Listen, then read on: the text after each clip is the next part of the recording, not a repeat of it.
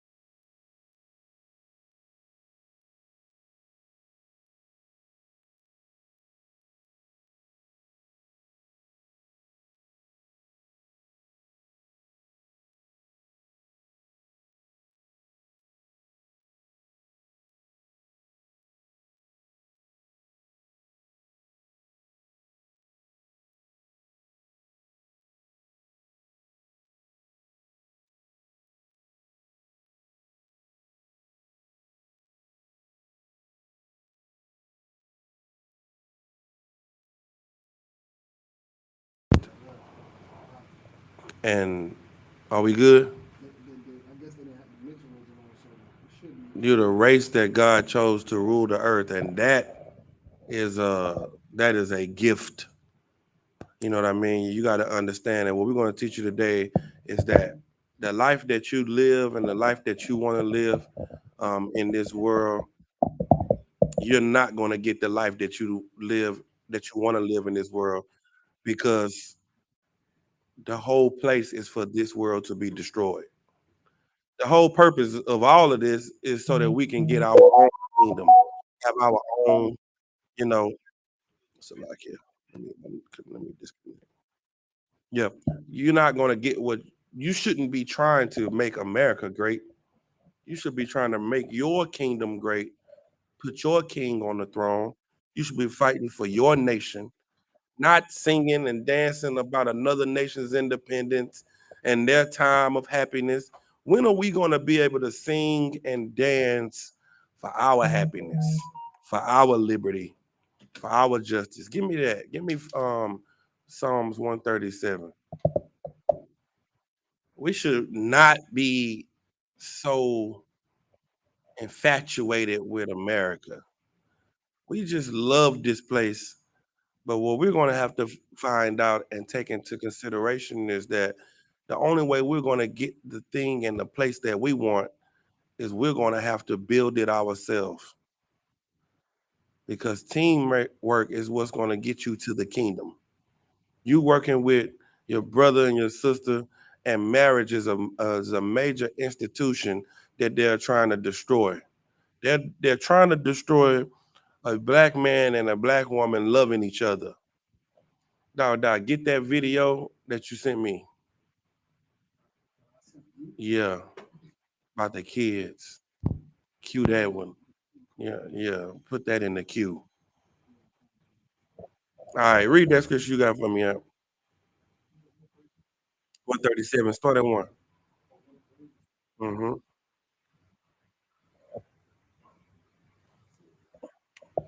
Just start with that. Yeah, he got a mic. All right. Yeah. Okay, this is the book of Psalms chapter 137, verse 1. By the rivers of Babylon, there we sat down. Yea, we wept.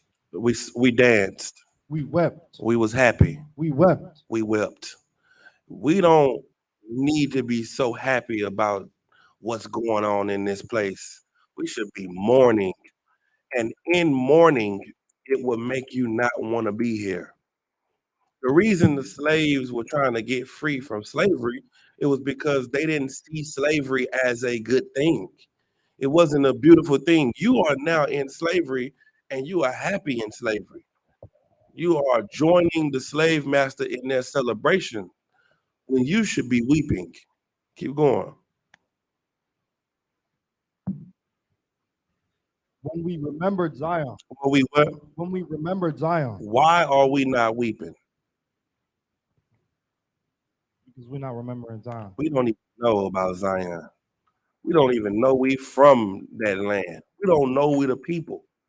We don't even have a place to reminisce about because we are so far removed from who we are.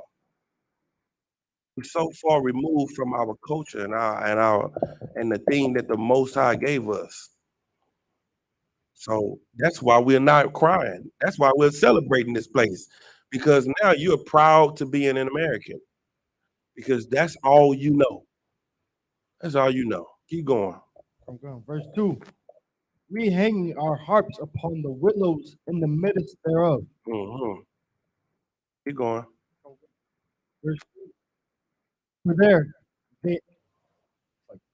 there they that carried us away captive required us a song. They required us a what? A song. The people that led us into captivity requires us to sing songs and to be happy in captivity. And what do they want to hear? Go ahead. And they that wasted us required of us mirth. No, they that helped us. They that wasted us. They that built us up to be a great nation. They that wasted us. They that made us know who we are and keep us safe. They that wasted us.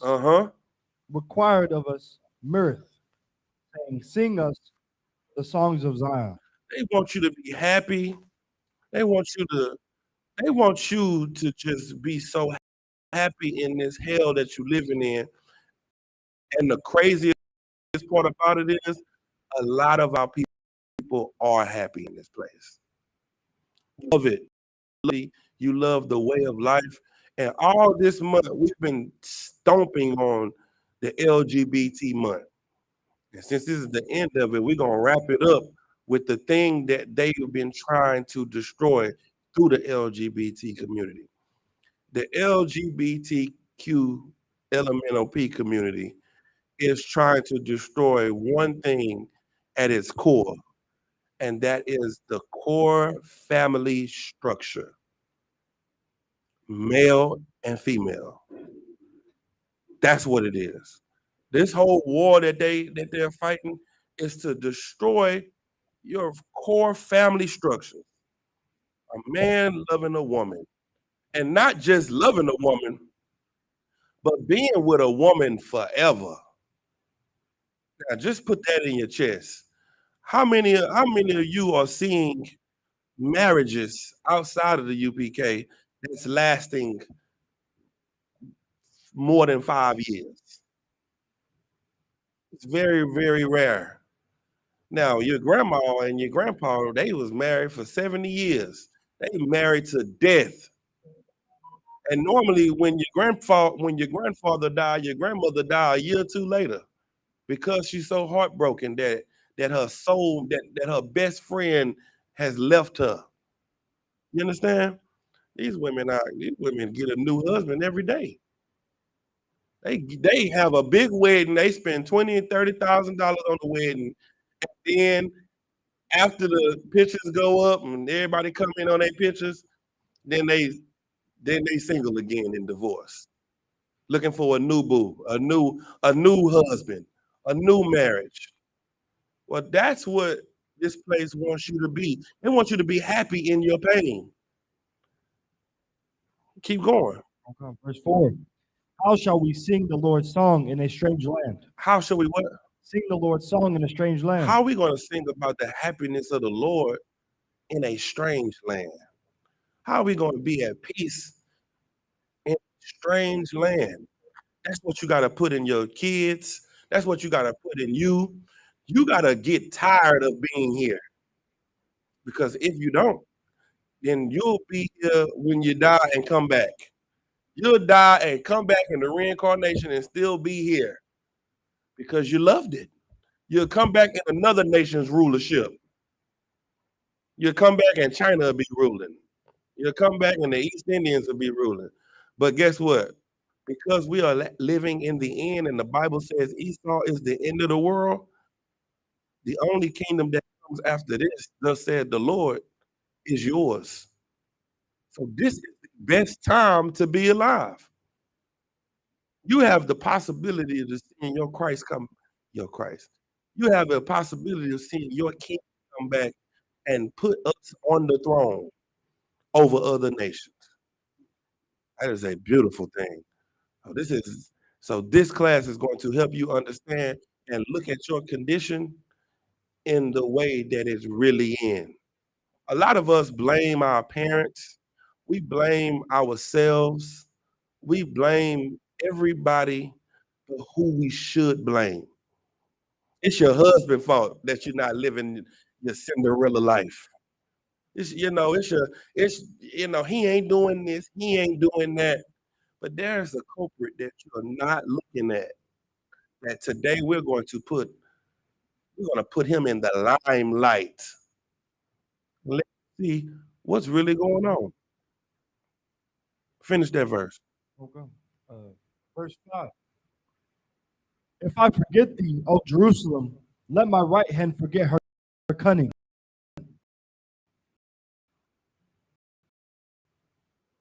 Well, blacks and Hispanics forgot how to stand that God wanted us to be, and now you are cowards.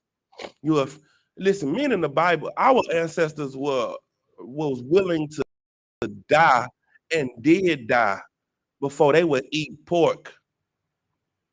The sons of the Maccabees, the 7 sons and their mother, they died because they wouldn't eat swine. You know what you'll do for some pig?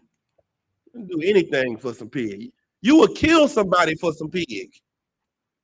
We become so weak. You forgot how to fight for our nation, for our morals and our God. We lost our cunning, and now we don't know how to fight for each other. We don't know how to fight for each other, but we damn sure know how to fight each other. All right, let me get give me that video with that man. What's that? Dr. John J or something like that. Yeah, give me that video first. Yes. No, not that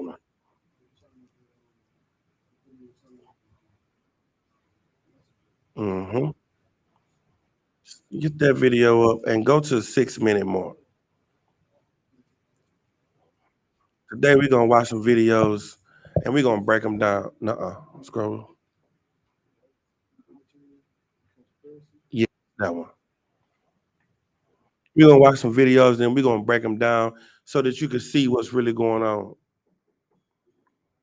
in your life, in the world.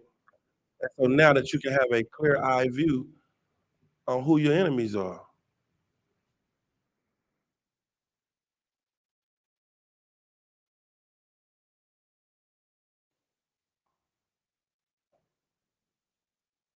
You got it?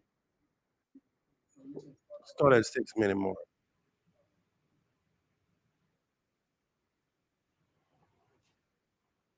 If anybody got any questions, just type what's going on now. Type it in.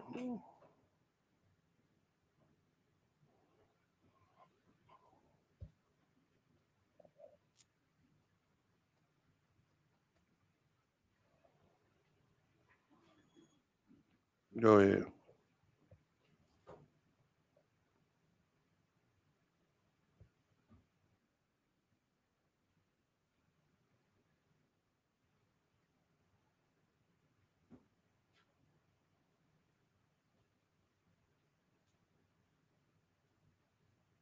Down to the 4th percentile, and this score didn't improve a year, a month, a week, not even a day.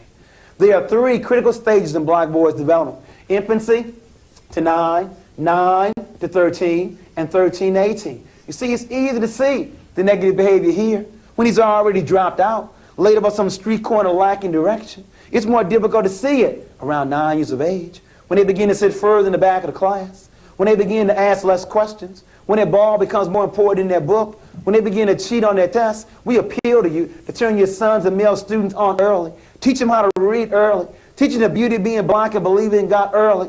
But many of us have waited, and we waited almost too late to develop black boys to be men. You know what I'm getting at. America spends $2,300 on Head Start.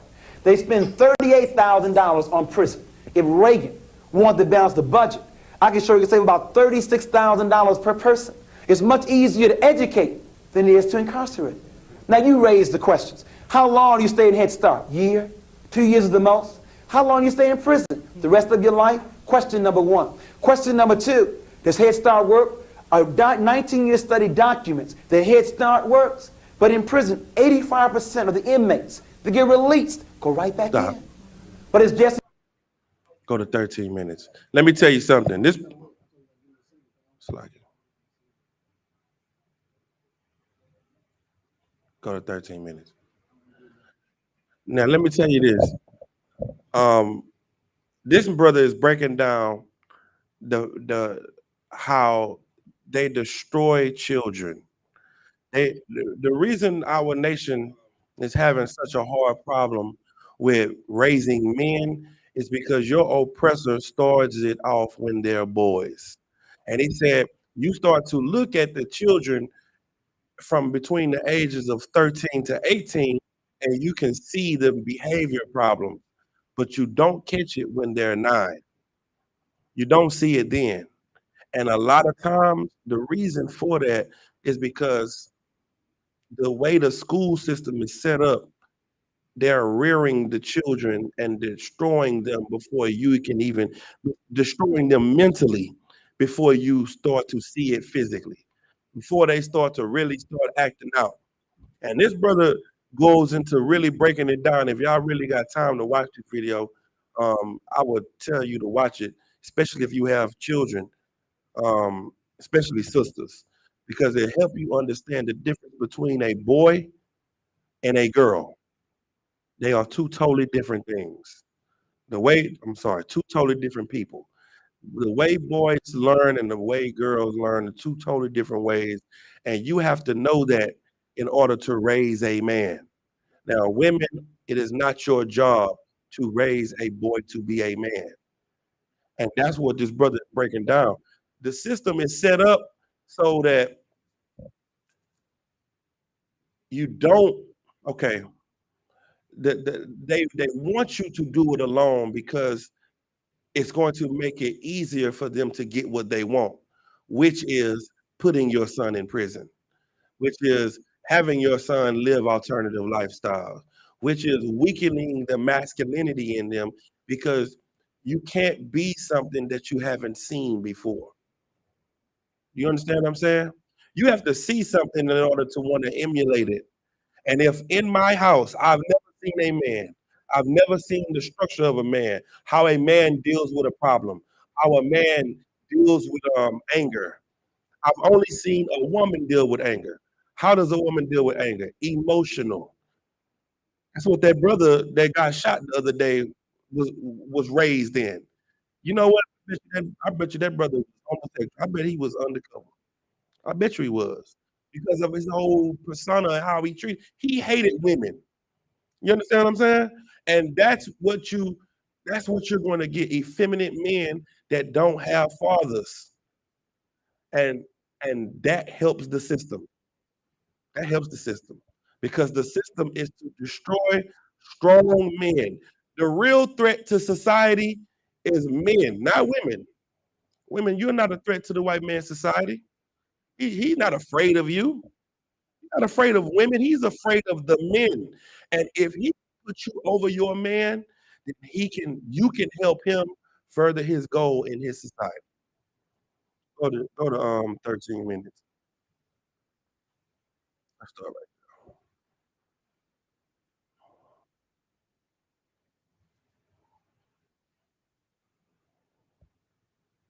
In the earlier workshop, where are the pep rallies for the honor roll?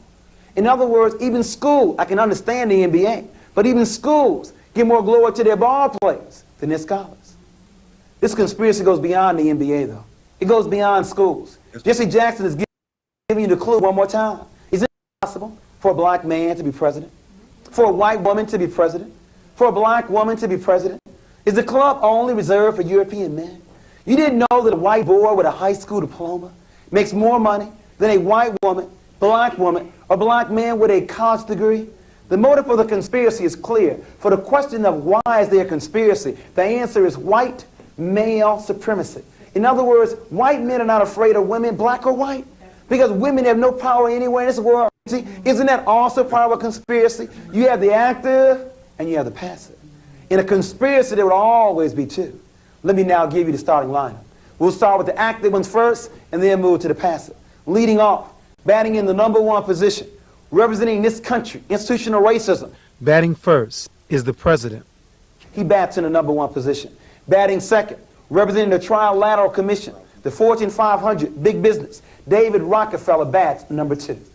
Batting third, representing the military complex. You didn't know, black people, 12% of the population, 1/3 of the military, and died 41% of the time in the Vietnam War. The chief of staff.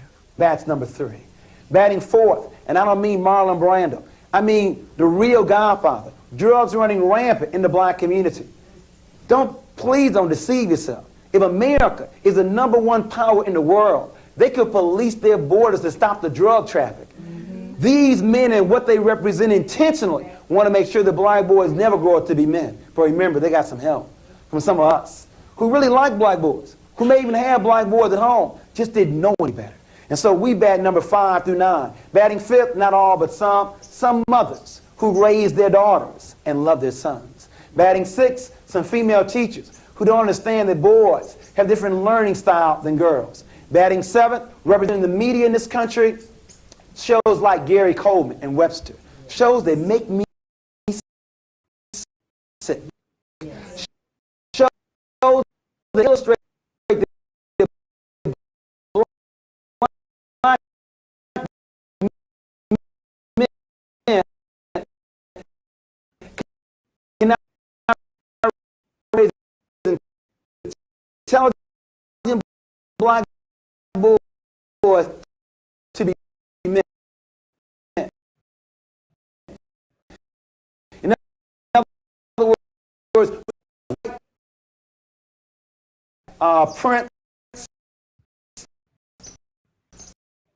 or Magic Johnson or Isaiah Thomas. In other words, no need to study. Just be Prince for entertainment, Isaiah Thomas the Magic for sports. And then last but not least, a black woman by the name of Kathy who do anything for a man, and a black man by the name of Willie who does not feel good about himself.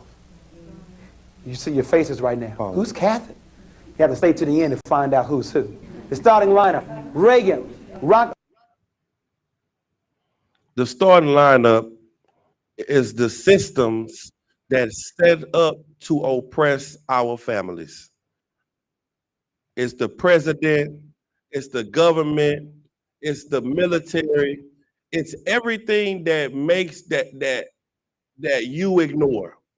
You think the problem in your community and the problem in your household is you and your man and your children and your upbringing. Your upbringing was faction that way. It was done in a way to make you oppressed. That's the part that people miss. A lot of people think that, you know what, if I just go and get a college education, everything will be okay. If I just go and do this and I fight like this, everything will be okay. Give me that article. Let's find out if that's true. No, it's the article. That one. Mm-hmm. Wait, does it say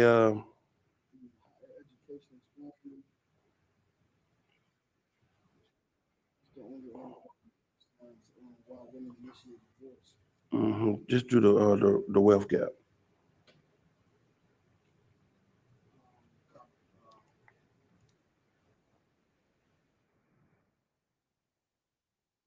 Read the highlighted part.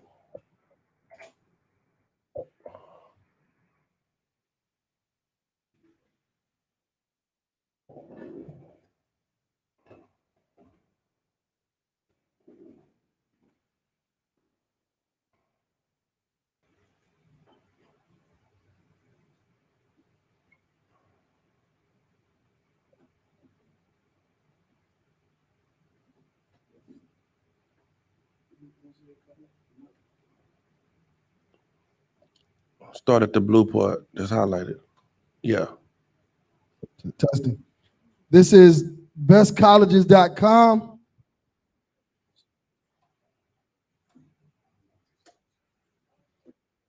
Bestcolleges.com. It says this is an article on the racial wealth gap and higher education explained. Black college grads earn less than white college grads and have higher student loan debt. Black, Latino, and Hispanic students are also more likely than white students to choose lower paying majors and attend for-profit colleges. Go down to what is the racial wealth gap. Read that. What is the racial wealth gap? In simplest terms, the racial wealth gap refers to the difference in wealth between white households and Black and Latino households. So why does it say Black and Latino households? Out of all of the races on the earth, why is the racial wealth gap just between the whites and the blacks? Chinese people don't have a problem with a racial wealth gap. The East Indians don't have a problem with the racial wealth gap. No other race is having this problem.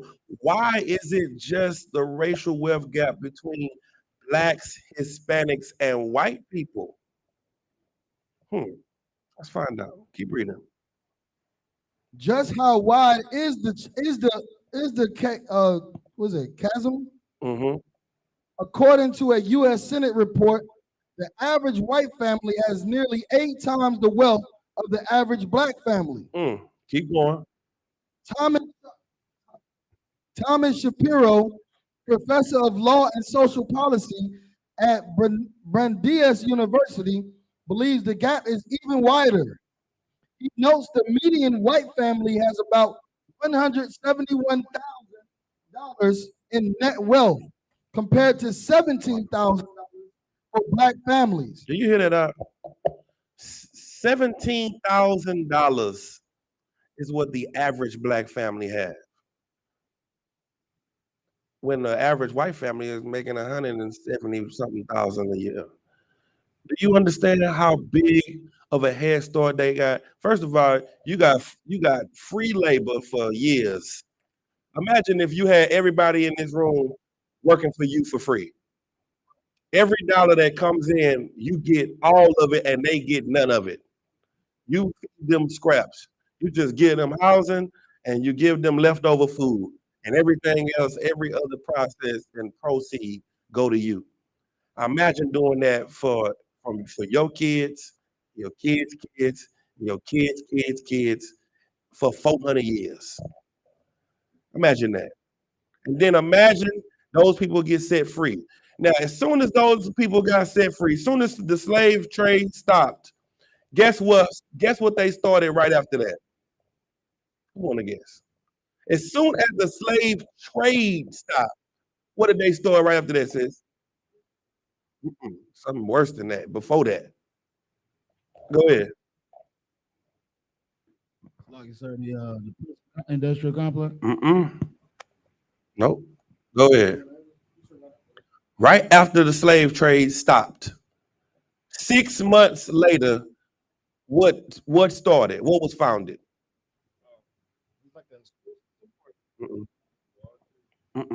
Ku Klux Klan. The Ku Klux Klan. The slave market stopped. 6 months later, the slave trade stopped. You got set free in what was that? 1880 something? Yeah, in June 1880 something. December the 24th, they started the Ku Klux Klan. See, they're very proactive about making sure you don't get on the same level as them or equal opportunity. Guess what? Right after World War I, people was coming home from the war. They was trying to stand up and get houses. They fought for the country, right? They looking at the neighborhood. White people look at the neighborhood. The land that they had shaped out for the white people was green. Black people started looking at neighborhoods. The land they had shaped out was red. They started to redline the places so that when you move in, the property value of your house is lower than a white man's property value. And what that did is it just widened the wealth gap in between your family and theirs. A white man, hold up, it's in this article. Let me show you this. Yeah, go down to the bottom of the article. It says, go down some more. What more? It said, what's more? It's like almost the last paragraph, probably 2 paragraphs before the last one.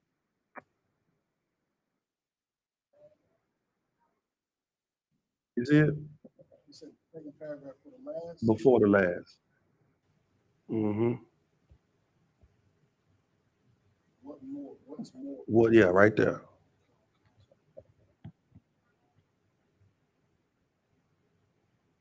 What's more, Black college graduates are as likely to benefit from intergenerational wealth transfer. In fact, they experience just the opposite, giving money to their parents and depleting their own wealth. This is what happened. You go to college so that you can make more money. You graduate from college, and who the first people you got to help? The people that put you through college. Now you making more money, and you want to give back to those that gave you, which makes it to where you can't save money. You can't build wealth. Now you got to pay back loans. You got to pay back your mama. You want to get them in a better situation, and your oppressor don't have to worry about that. Keep reading. White college graduates, by comparison, are more likely to receive money from their parents. They receiving money from their parents, you giving money to yours. See, this is the thing. We gonna have to stand together and work together in order for us to get out of this condition, because we have a system that is fighting against us to keep us down. That's what this is all about. This whole class is to let you know that there are gender roles. We talked about the gender fluid. We talked about all it. Majority of the people that's gay are not even really gay. Do you know what I mean by that? Like, some women are getting surgery to become men, and then the men that are becoming women, they are dating each other. So a transgender male is marrying a transgender woman, which is still a man and a woman. It's still, you know what changes? The roles. Because the man don't want to be strong and masculine and a protector. He wants to be effeminate. And your oppressor has gone into your mind to make your women feel like they should be masculine and make your men feel like they should be in touch with their feminine side.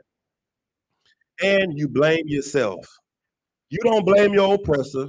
You don't blame the society that you were raised in. How did the drugs get in your community?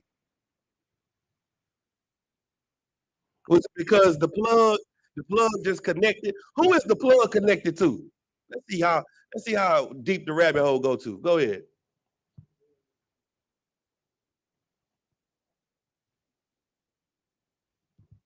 The CIA or something? Okay. Let's just walk it backwards. You buying drugs from somebody in your community, right?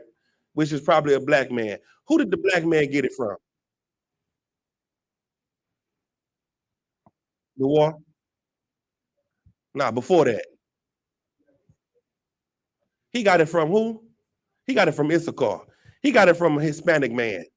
Who did the Hispanic man get it from? Hispanic man got it from the white man. Got it from the white man. And who did the white man get it from? The government. That's what you're not seeing. You looking at the drug dealer and you looking at the Mexicans. Man, the Mexicans, they putting the drugs in the community just as bad as we putting the drugs in the community. The cartel, they the one that's doing the cartel, because we don't know we brothers, is just trying to make money the way you are feeding the poison to your community. That's why we got to come and educate you on they are using this to destroy us. Go ahead.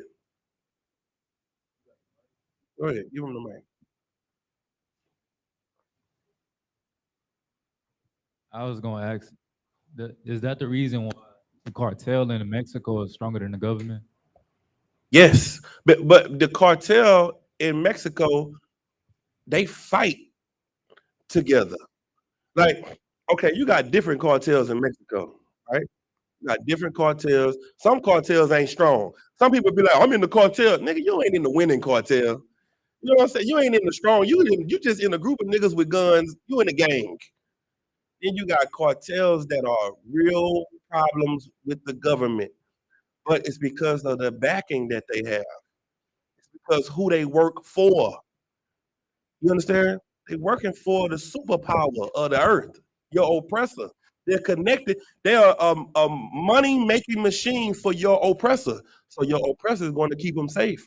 Your oppressor is going to keep feeding them what they need because that's the plug. So what we're trying to get you to understand is while you are hating your brother, your oppressor is winning. While you looking at each other and killing each other, your oppressor is winning. Same with abortion.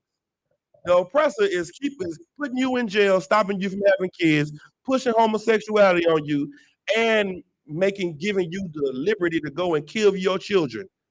The oppressor is stopping you from having and making families on 3 or 4 ends. And you killing your own. You destroying your own. That's why we so destroyed, because we are helping them destroy us. Now, what are you doing? You're kicking your woman out, you're kicking your man out, you're ending your relationship, which is destroying. The only way we're gonna have to work together as a family unit. That's what this is about. You're gonna have to stick by your husband's side. You have to stay with your wife. And y'all gonna have to build together because y'all need each other. It's about to get worse out here. Shit is about to go upside down, and I pray that it happens tomorrow, tonight. I pray that it gets bad sooner than later, because everyone needs to see this world for who it is. Listen, what's this bill they just passed? Affirmative action? Oh, brother. Did y'all see what they did with the homosexuals? With the homosexual man? So a homosexual said that they wanted somebody to make like a gay cake for them. And the dude that they asked to make the cake said, I'm not making the cake. So they tried to sue him. Well, the company won. And now they passing it that if you don't want to give business to somebody, you don't have to. You know what that's about to, you know what that's about to turn into in a few seconds, right? Somebody tell me what's next. They're gonna stop giving business to black. Yeah, but make it plain for me. Oh yeah. They gonna say we don't serve blacks in here. We don't serve Mexicans. It's against my belief. It's against we don't do that in here. And a black woman that's independent and strong that don't need a man, you're gonna need a man in that day. See, during the time of as the society changed, as the economy changed, the family structure changed. During the time of agriculture, men and women worked in the fields together. They had to stick together. During the time of the industrial plants, men went to work, women stayed at home and fixed the families, raised the children. And that's where a lot of this generation comes from, the industrial time. But when those industrial plants closed, then your fathers became crackheads. Your grandfather became drug addicts. And that's when the computer came into play. And now a woman is having to step up and be the man of the house because your oppressor destroyed him by taking his job. He emasculated him. And so now women say what? I don't need a man now. Now I can do it all by myself. So now a woman wants to get married, but when she gets married, what does she do? What does she do in the marriage? Be the one to support the family. Yes, she is the one to support the family. But when she gets tired of that, then what she do? She's the first one to get a divorce. You know why marriages are not staying together? Because women are not fighting for their marriages. Women are giving up. Give me that article.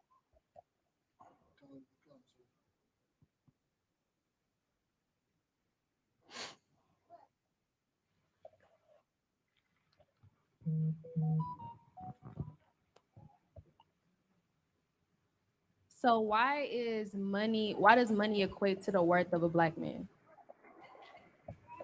Ask that again. I said, why does money equate to the worth of a black man? That's an excellent question. Does anybody know? Why does money equate to the worth of a black man? Anybody know? Let's see, copy y'all.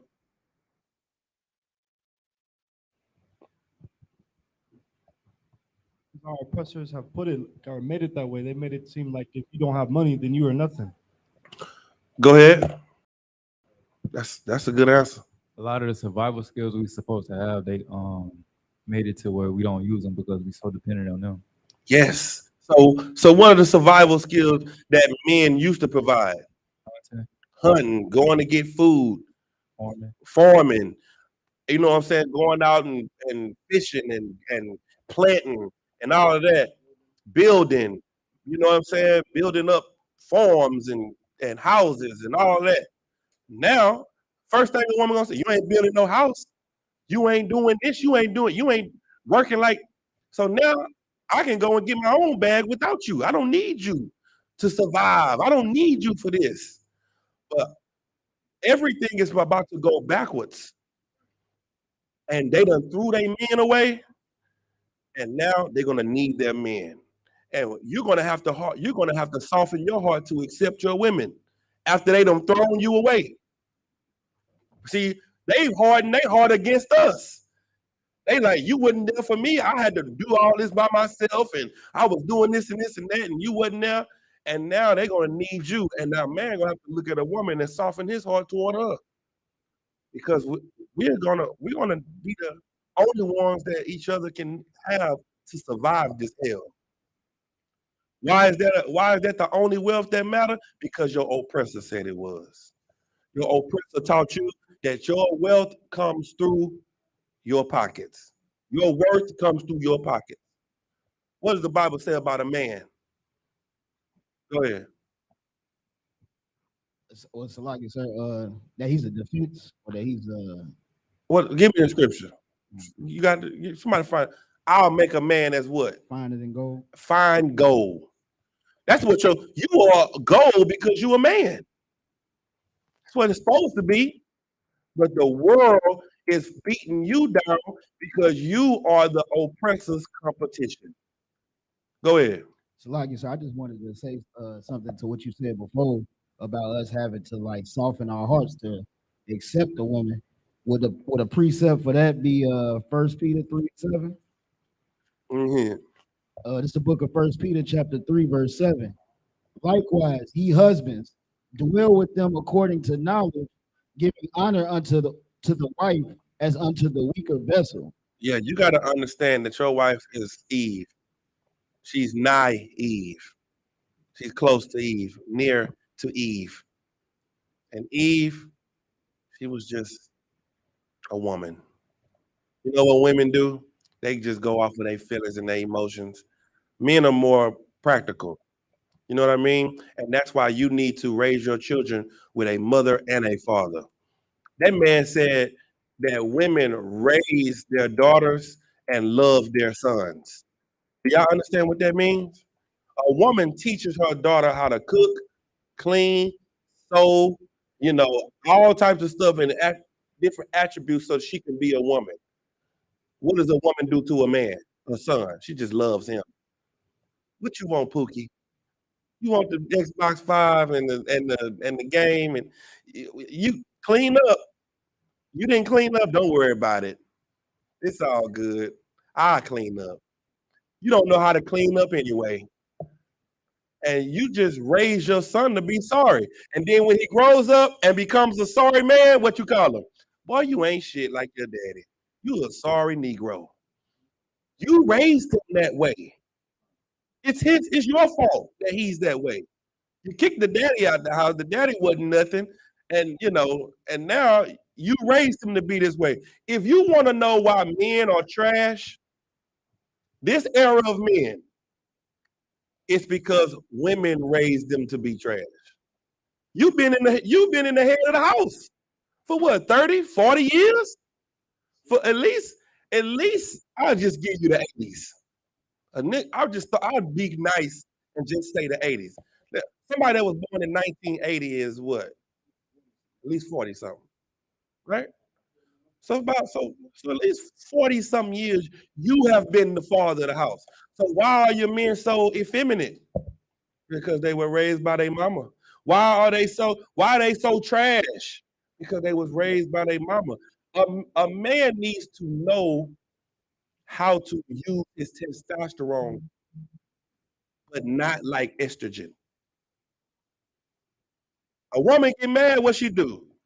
Knocking everything over, throwing stuff, breaking stuff. Now, a man sees that all his life. What is he going to do when he gets mad? He's going to beat the hell out of you, woman. He's going to shoot you. He's going to kill you because the testosterone he has in him is more potent than the estrogen you have in you. He's not going to have any discipline. Now, if he has a man in the house, then he sees how a man deal with stuff. But a lot of you have men in your house, plural, the Akim. So what does he see? He see how Tyrone dealt with you, how Tyreek dealt with you, how Demetrius dealt with you. He said different men, different attributes that's coming out of them. What you need to do is find you a good man and stay with him, because that's the only way you're going to raise good children. That's it. You know why a lot of us are in the truth? Because we saw how bad our lives were, and we was like, I don't want nothing to do with that. A lot of you are running brothers into the truth because you are so evil. And you think you're a good mama. And the coldest part about it is when somebody puts a mirror in front of you, you are not able to take accountability. And so you know what your son can't take? Accountability. You raised them that way. Y'all need each other. The Lord gave a woman a gift to work in a way that I don't even understand it half the time. And the Lord gave a man a gift to to be a damn supervisor. Like a man can see the danger that you can't see because you so into the work. The man's like, yeah, don't do the deal with him. Don't go to that spot and do this. That's the gift that the Lord gave a man. You have to respect a man's gift, and a woman has to respect. I mean, a man has to respect a woman's gift. That's why we're different. You think you learn different. You know how women learn? Do this, do that, do this. Okay, I got it. You know how men learn? We gotta touch it. We hands-on learners. You gotta, okay, what I gotta do? Show me. Oh, okay, I do it like this, I do it like that. Okay, do is this right? You gotta set up your teaching in a way that everybody can learn. The school system is not set up in that way because your oppressor don't want you to learn. So what does that mean you have to do as a parent? What does that mean you got to do as a parent? Anybody? You're going to have to take time with your children and teach them how to operate in this society. Giving your child a cell phone ain't teaching them. Giving them an iPad, that's not teaching your children. It's not. Because now when your child walk around acting zesty, you're going to be like, where you get that from? I ain't teaching them that. He got it from the Teletubbies. Popo, the purple one with the purse. Tinky Winky. What's that nigga name? That's who he got it from. That's who taught your son how to be zesty. Tinky Winky. Go ahead.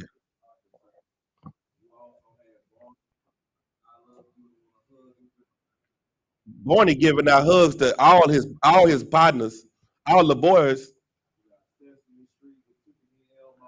Come on now.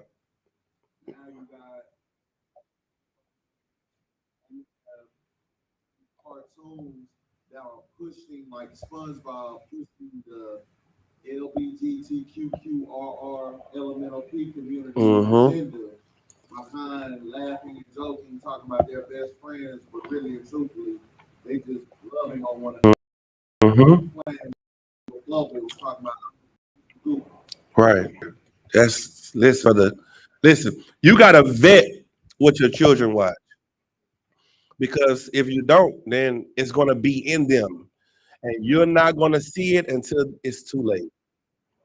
It's going to be in their spirit from 4, and they're going to start acting it out at about 13 around their friends, just to see if they'll be accepted. And the school and their friends is going to accept them. That's what they saying now. What did the white man say? Show me that video. Your video. Let me show you what our oppressor is now bold enough to say.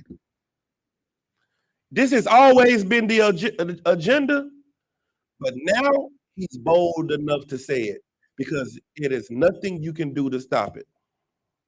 It's a boulder coming down the hill. He was pushing his boulder up the hill. Now he got it to the top. Now he's pushing it down the hill. And it's got momentum. And there's nothing you can do to stop it. So listen to what he got to say.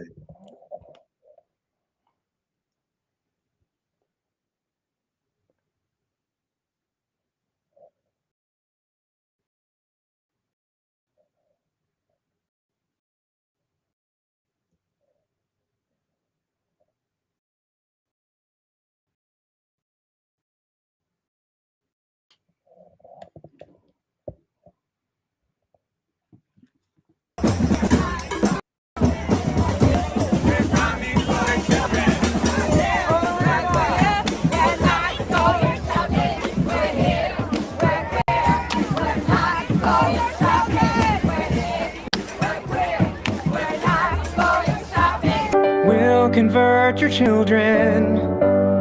Happens bit by bit, quietly and subtly, and you will barely notice it. Just like you worried, they'll change their group of friends. You won't approve of where they go at night to protests. Oh, and you'll be disgusted. So gross. When start finding things on that you've kept far sight. I will convert. We're coming there. We're coming for your children.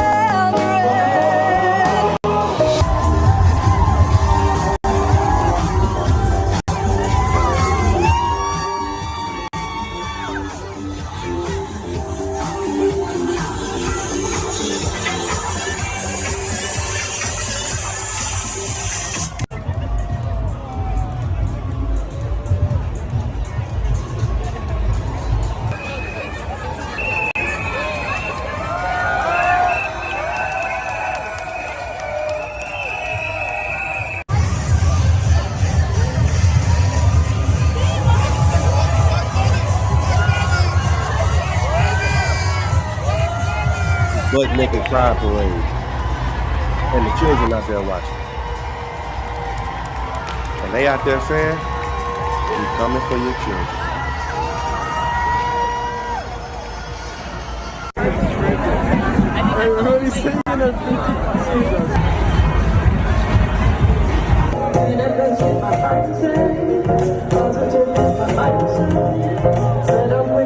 We gotta play that shit.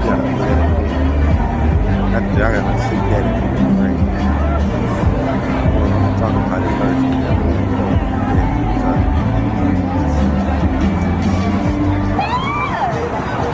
Wait, no, sorry, but we need y'all have to get one at the end of everybody. Yeah. Ready?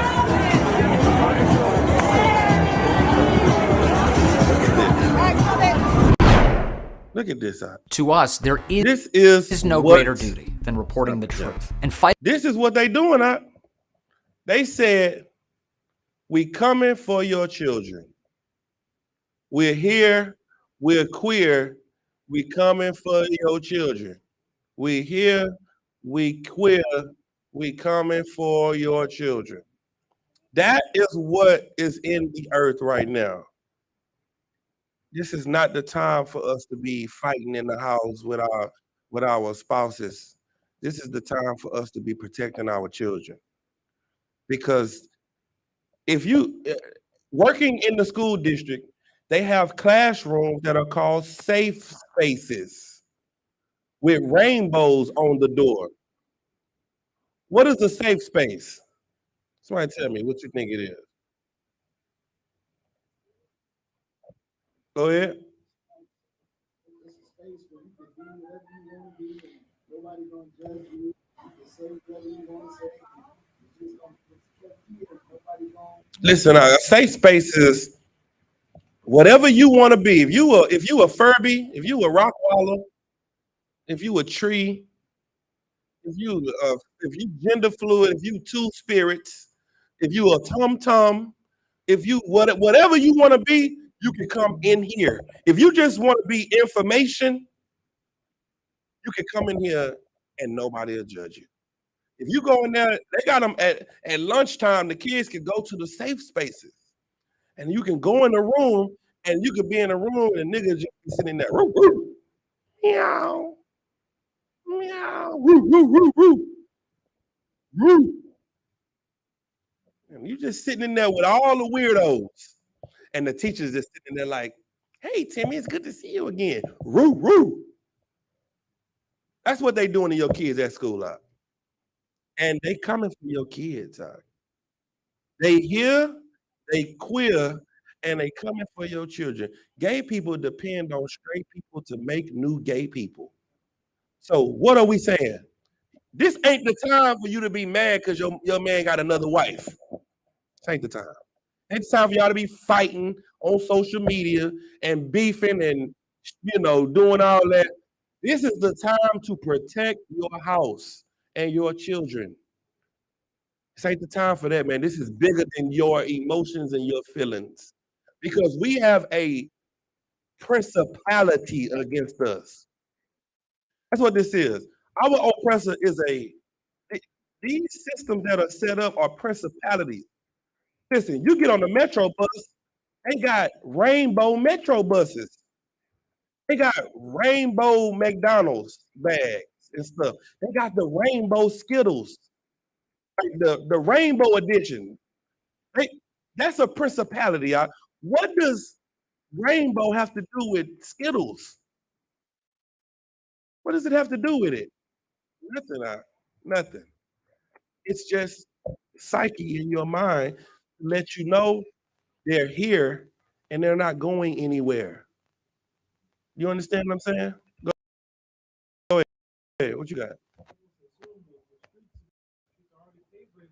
They listen, got a side of town right here in Houston, Texas, Montrose. Right now, Montrose. Go see. You ever seen Montrose? Montrose, it's the street. It's a side of town.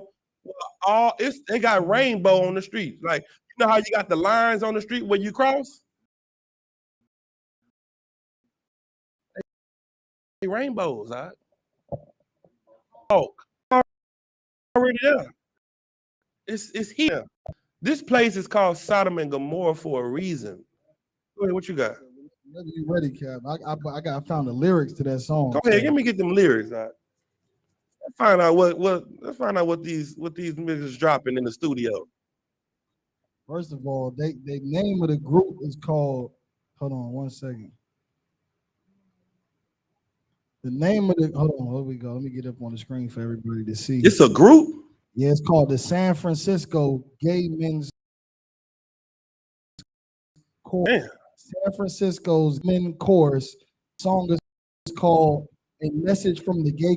Wait, can you play it? Chorus. Yeah, play it. Press play. Let me hear it first. Let's hear it. You want to hear it, but them lyrics though. I want to just. I want to hear how they dressed it up before we read the lyrics. Let's see what they saying. I want you to see. I want you to see that. I want you to see how they are coming at our people. You know what I'm saying? See what you got. I gotta pull it up, sir. Give me a second. No sweat.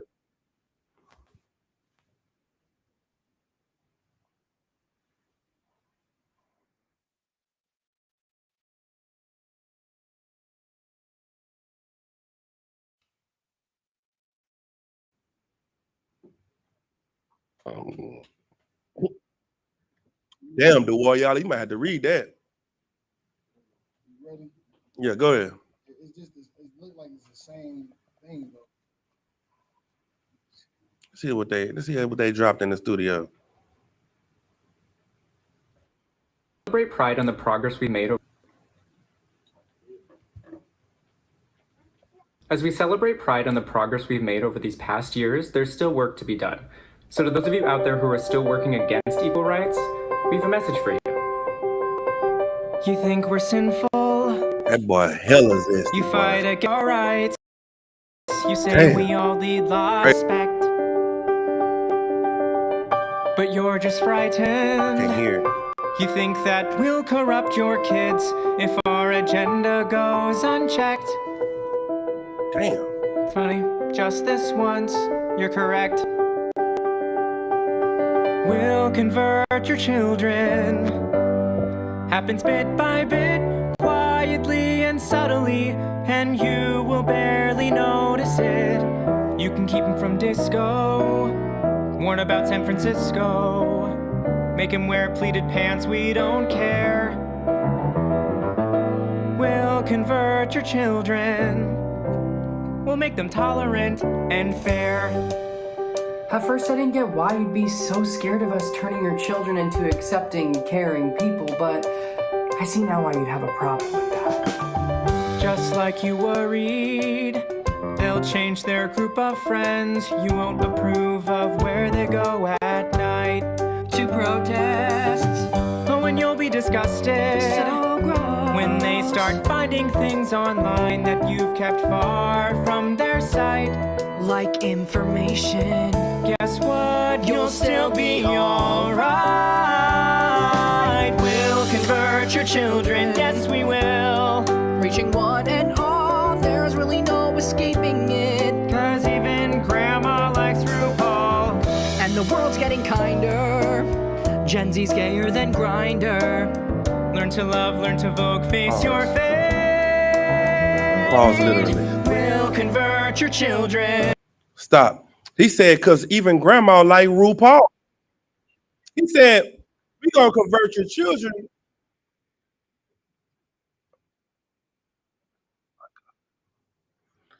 Who's the black RuPaul in everybody's house right now? Tyler Perry. What is Tyler Perry teaching your kids? It's okay to put on a dress and act like a girl. That's what Tyler Perry is. That's why they let him get BET. They ain't let Bill Cosby get that TV station, but they let Tyler Perry get it.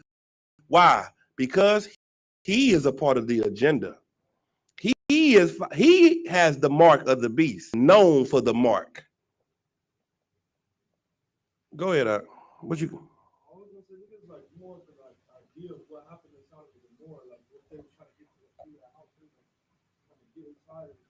Yeah, the scripture said that from the oldest to the youngest, they was like the angels blinded the men of Sodom and Gomorrah, and they were still trying to find the men. It's like it's some men's out here. It's some men's out here. Where y'all at? If my vision get taken from me, the most important thing now is my vision. No, not to a person like that. Do you see the pride and the arrogance in these devils' faces? The dude is sitting on the screen like, there's nothing you can do to stop it. You know why? Because you've let it go on for so long. All you people that's like, well, I just let love be love. I just, love is love. Guess what? Your son gonna come home zesty. Go ahead. I agree with God on them lyrics before he even got into like the real deal when they was in their song. Before he even got to the point where he started singing, he said that y'all been worried, children. Y'all first time, y'all are right. And then he started. All right, let's read the lyrics. We already know the song. Like, yeah, it's we already know what the song is. When you get down to the lyrics, come on, let's get to the lyrics. Let's get in there. All right, kind of what. So this is the message to the gay community. Hold on 1 second. 1 second. Let me share the screen. If y'all don't believe we in hell after this, then it's nothing we can do for you. If you can't see this as hell, then I don't know what else to do. So it says, you think we're sinful. You fight against our rights. You say we live. You can't respect. But you're just frightened. You think that we'll corrupt your kids if our agenda goes unchecked. Funny, just this once, you're correct. Yikes. We just had a class 2 weeks ago about sin increasing. If you don't check the sin, it's going to increase. This is what the Homo sapien is saying. Is that the new? We're gonna have to use that one right there. You can say that, right? Homo sapien. The Homo sapien said that. Read that part again. You think that we'll corrupt your kids if our agenda goes unchecked. Funny, just this once, you're correct. Right. Keep going. We'll convert your children. Happens bit by bit. By what? Bit by bit. It happens bit by bit. It ain't all at once. They started with the L, the lesbian. And then the G, the gay. And they brought the B, the bi. Just lesbian, gays, and bis. Then they said the quiz. We was like, okay, we already know about the quiz. That's just gay. Then they was like T, element of P, QRS, TUV, WXYZ.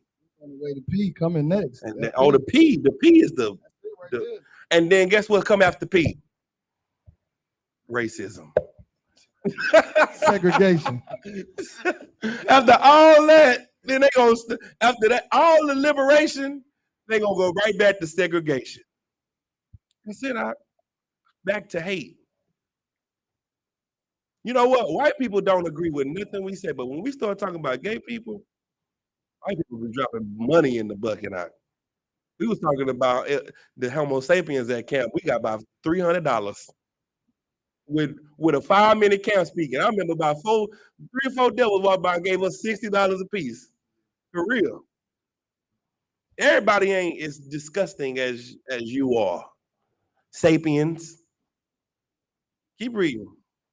It's like if I could, sir. When it says happens bit by bit, kind of going back to what you were just talking about in the beginning of the class about the strong man and that masculinity, that was the first part of it. Like getting out masculinity was the first bit, you know what I mean, to going towards spoiling the goods, like the scriptures say, binding the strong man. Somebody pull that scripture and hold that for me. You understand? So, you know, that was the beginning of it right there. Keep going.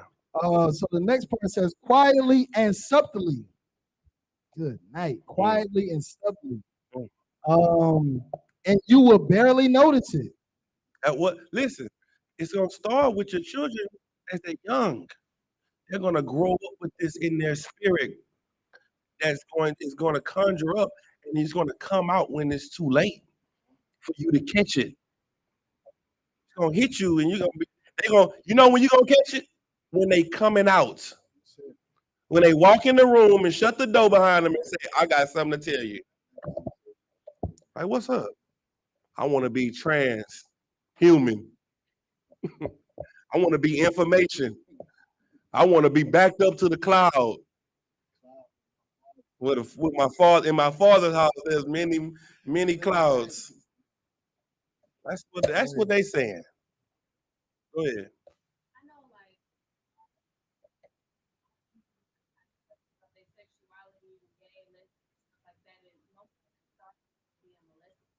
Absolutely.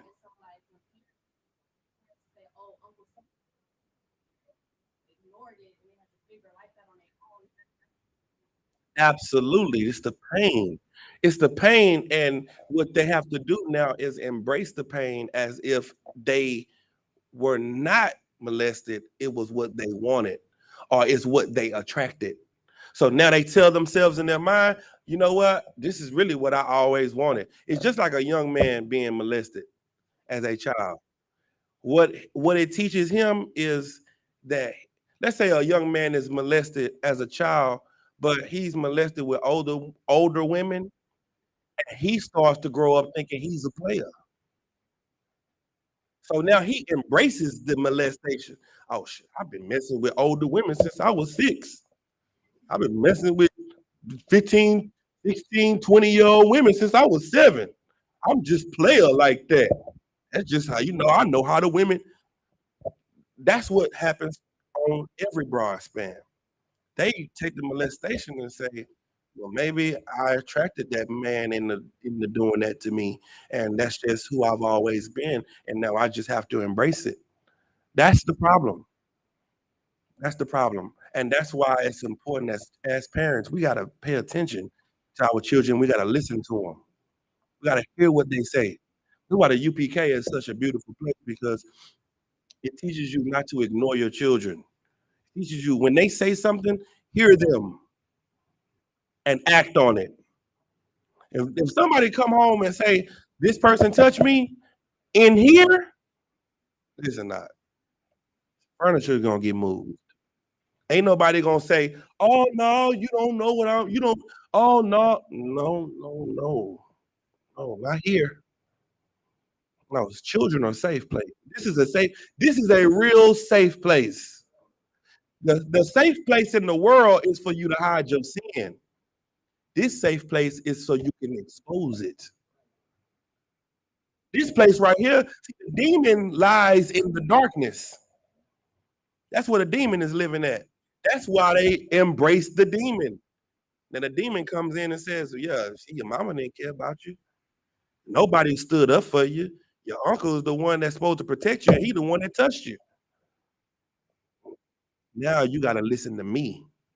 I'm the one that's really here for you. I'm the one that really loves you. Not here. Nah, we're going to embrace. We're going to tell you to embrace us. Right. We're going to expose that. We're going to shine light on the darkness. Go ahead. So like you said, if I could, would you say so heavy, like The beautiful thing, the UPK is so biblical. If they come in and say such and such offended me, it's something gonna happen. Somebody don't even have to touch you. If you just offended by a person, they're gonna be directed to handle it accordingly. And you know what? A lot of people say, I'm gonna just do what I want to do because it is what it is, but you are hurting yourself. Anybody that don't have rules or don't have something that governs them, you are living in the purge and you're going to get hurt. You finished with them lyrics? Keep going. I mean, there's some more to it. It says, and you will barely notice it. You can keep them from disco, warn about San Francisco, make them wear pleated pants. We don't care. We'll convert your children. We'll make them tolerant and fair. Just like you worried. They'll change their group of friends. You won't approve of where they go at night. And then the guy came and said to protest. And you'll be disgusted, so gross, when they start finding things online that you've kept far from their sight, like information. Guess what? You'll still be all right. We'll convert your children, reaching one and all. There's really no escaping it, because even grandma like RuPaul. Damn, it said converting one and all. What's the agenda? The agenda ain't just to get a few. It's to change the world into being gay. You're gonna have to fight for your marriage, all right? That's what you're gonna have to fight for. Because there's an agenda to change everybody into being gay. And if you are so mad about your husband having another wife, then you're gonna miss the point. That's what you're gonna miss. You're gonna miss the real battle. The real battle is happening right in your face, right under your nose. That's not the biggest thing to worry about. You need to be worrying about this thing that's going unchecked. While you over here battling your husband, they are converting your children quietly and subtly. Keep going. And the world's getting kinder. Gen Z's gayer than Grinder. I don't know what that one means. Yikes. I don't know what that one means. That's a dark saying. That's a parable in the gay world. Like only they understand that. Gayer than Grinder. Learn to he love. That has a queer, let him hear. I'm done, bro. I'm done. Go ahead. Good night. Yeah, quote that one. Learn to love, learn to vogue, face the fate. We'll convert your children. Someone's got to teach them not to hate. We're coming for them. We're coming for your children. We're coming for them. We're coming for them. We're coming for your children, for your children. That sounds very predatorial. That sounds like a horror movie. Like if you put some behind that, we're coming for him. We're coming for him. That sounds scary, Ock. That's some Freddy Krueger, Michael Myers, Jason's background music. You see some more? Go ahead. Your children will care about fairness and justice for others. Your children will work to convert all their sisters and brothers. Wait. They're going to work to convert. They're going to convert them, and then they're going to make them converters. Give me the scripture that said they become double portion of sin.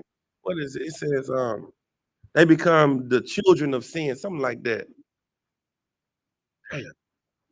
I can finish this one now. Yeah, go ahead. Your children will care about fairness and justice for others. Your children will work to convert all their sisters and brothers. Then soon we're almost certain your kids will start converting you. Damn. Listen, if I could, sir. Go ahead. The biggest part of all of this is that love doctrine, bro. That love doctrine is so powerful. That's why people are converting. Wait, I think we are a little closer to the end than I thought we were. I was like, we gotta, I'm like, okay, we got a little more time, like it ain't got to that level yet to where it was in Sodom and Gomorrah, to where the young. I think they just showed me something. I'm about to go outside and look up in the sky because we at the door, we at the gate. I was about to say, sir, like, and they right. It's happening quiet and subtly. We don't even know they had a whole movement to convert kids, like literally, even though even though we know it because of the UPK, but they really have a blueprint all together, and they letting it be known. The UPK can't go to schools and sit down and talk. Drag queens have reading time with children in elementary. Go ahead, Ryan.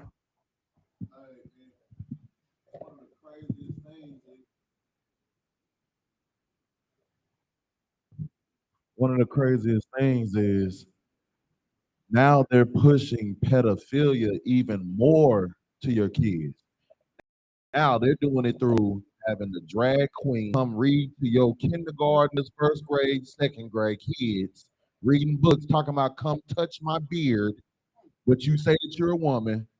Now they're telling teachers in the school system, if you say anything to little Tommy that says that he's a girl, if you say no, little Tommy, you're a boy, you'll lose your job. But they'll have the same homosexual teacher in the classroom sashaying with tights on, but they won't say nothing to him. You can't say nothing to him, because if you say something to him, you're going to be up in the HR building. If you sit here and he's wearing tights, you can't say nothing. But if a sister comes in wearing tights and she might be thick, she got to go home and change. They are. Are you finna say something? That's true. So you saying men can wear tights, but women can't.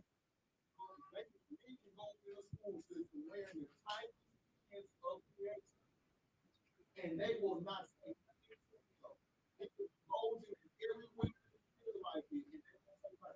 but if a woman goes to school, a teacher wearing a tight, she is sitting home immediately for her to go train. She goes. Go ahead, sis. What you about to say? That's true. And I have pictures. I also in my school, they get subs, and a substitute came in. It was a male sub dressed in a dress. And it was the weirdest thing, facial hair. He looked like a man in a dress. And the kids was confused. I was confused. I kept asking the other teachers, like, like I thought it was something going on that day. Like he was circus. Entertainment, right? That's what he looked like. Like a circus show. The like, dress we got clowns here today. Well, is there a show happening? Is it Halloween? Right. I told you they should have put that goddamn LGBT Pride Month in October. It would have fit perfectly with the monsters. That's right. And he had a tattoo on his arm. I remember. What was that tattoo said? It was something. Yep, he had sinner tattooed on his forearm. Man, I pray that and it was exposed. I pray that the Lord just. He had on this ballerina dress. It looked like a ballerina dress and combat boots with tattoo center on his arm. Ballerina dress with combat boots. A black ballerina dress with black combat boots. Put that on the screen now. Put that on the screen. Just put your shim. It's a he, she, and that's a they. Everything. Let me tell you something now. The right now is the Lord is destroying America, and He is allowing you to see the world for what it really is. That the wickedness of their heart is going to increase. America is not going to stop being wicked. It's going to get worse and worse and worse. And you know one thing that's going to make these women finally snap out of America? When they start touching your kids. Well, damn, I can't even say that. Because your boyfriend touched your kids and you didn't give a damn. Go ahead, Art. Christ got to come back. Christ got to come back. Go ahead, young man. Go ahead. Go ahead. I was gonna say Slugger, it kind of sounds like a cult going on. And the gay world is a cult. Cult. Interview one of the little boys at the school, and he was confused. I can play her or live. Yeah, I mean, if you could play it, we ain't gonna get shut down for it. Ain't gonna get nobody jammed up. Okay. Let me hear it. I can interview you, Levi. Levi, did you see that man that came in the dress the other day? He was wearing a black shirt, a dress. He looked like a girl, and his hair looked kind of girl because girls have like nice hair and they'll have long hair, but I don't know what's wrong with him because he look like he's in the shadow. He look like he's living in a nightmare. He look like he might be a devil or something. He's scary. That boy say he look like he in a shadow. He look like he in a nightmare. He look like he's a devil or something. All right, that is exactly that brother seeing the spirit on that homosexual, and he's scared as hell. Out. This little boy eyebrows is all the way in his hairline. That young man is afraid for his life. Out. He don't know what to think of this man-woman thing. He said he looked like he in the shadow. He looked like he in hell. He looked like he in a nightmare. Like a devil or something. Listen,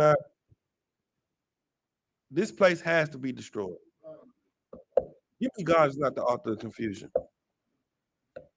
Yeah, give me all. We're gonna get into the Bible. Is this some, we got some more? We holding something else? I mean, we got why women with divorce over that one. And women, y'all are leaving the marriage. That's the problem. Y'all don't want to leave a marriage because of money. That's what y'all doing. Y'all leaving marriages because of money. All right. Let's see if your money gonna matter when it get real out here. Let's see. You go ahead, because they coming after your children. They coming.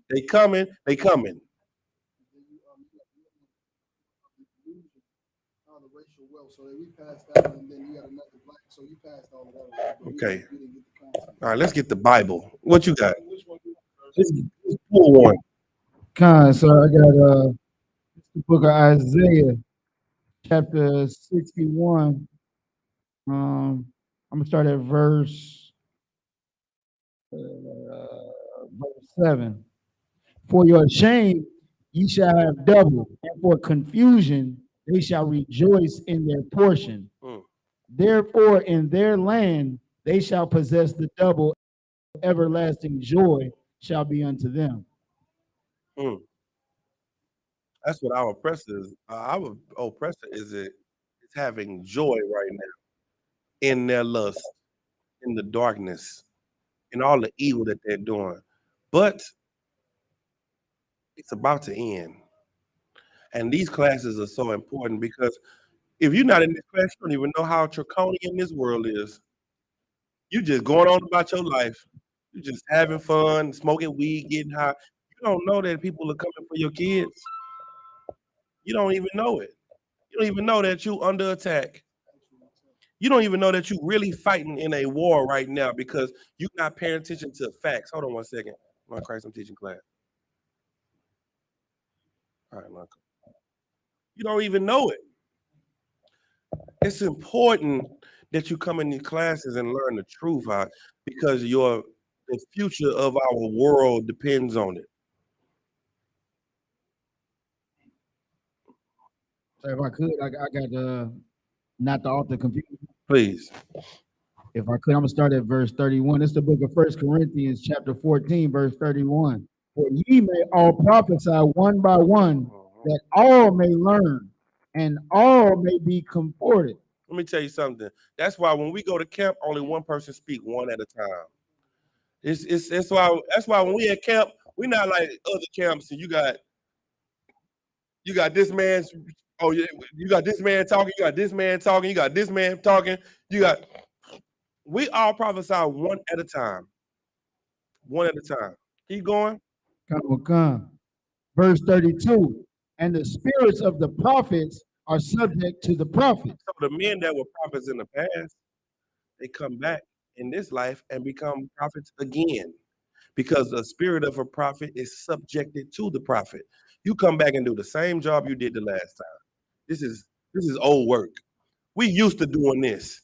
We used to coming out and exposing, Assyria and Babylon and Greece and Rome and Persia, the Medes. We used to doing it. We've been doing this for generations. We've been exposing the lies of our oppressor, the deceits. We find out the truth because God reveals it to us. While you are sitting up looking up who's on the Rockets this year, we sitting up and looking at how we gonna save our people. Because it's our job to focus on the lifeline of our nation. You want to be entertained, and that's all your oppressor wants you to be. You want to focus on getting money, and that's all he wants you to focus on. You want to focus on your lust, and that's all he wants you to focus on. We focus on the kingdom, and that's all the Most High wants us to focus on. Keep going. Verse 33. For God is For not who? for God, The oppressor? for God, The world? for God Go ahead. is not the author of confusion. So if he's not the author of confusion, then who is? This ain't God doing it, then who is doing it? The devil is doing it. Your oppressor is the one that is the author of confusion, the author of lies, the author of destruction. He is called the man of sin, the son of perdition, the son of destruction.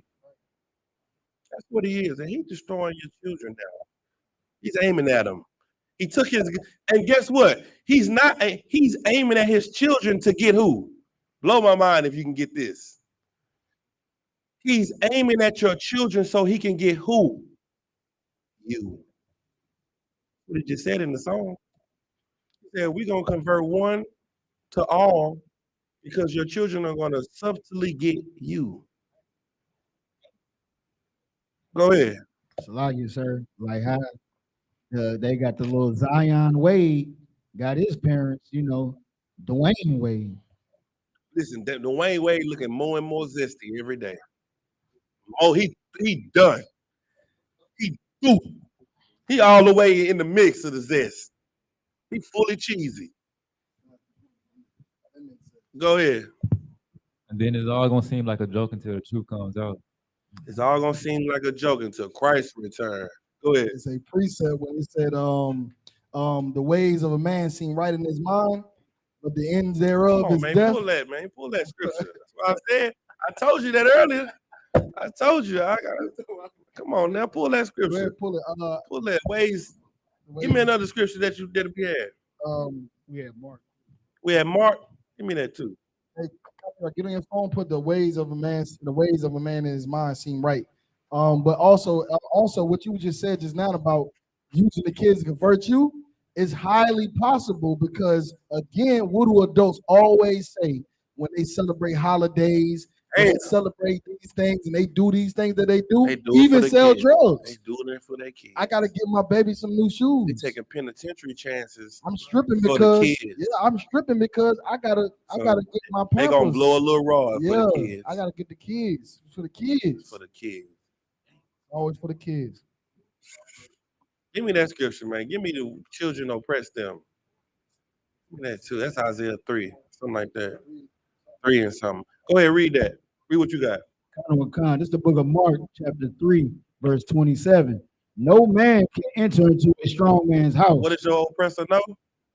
No man can enter into a strong What man's kind of man? No man can enter into a strong man's house. Let me tell you something. This is why it's important that you have a strong black man in your house. You so focused on being a strong black woman that you forgetting that it don't say nothing about no man can enter into a strong woman's house. It say no man can enter into a strong man's house. You studied queens out there, star-studded queens, alphabet babies, stud babies. Let me tell you something.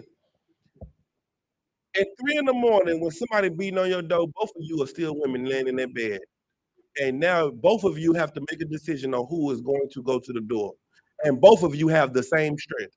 Even though you're the one with the muscle shirt and the straight back braids with the black and mild in your ear, you're still a woman.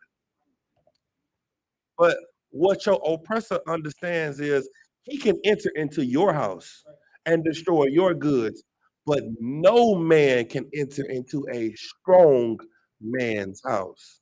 So what is the agenda? To destroy your men, to destroy your sons before they become men. Stop your son from becoming a man because what? No man can enter into a strong man's house and spoil his goods, except he will first bind the strong man. You got to do what first? First bind the strong man. He got to bind the strong man. He got to entangle you first. He got to put you in the cuffs first.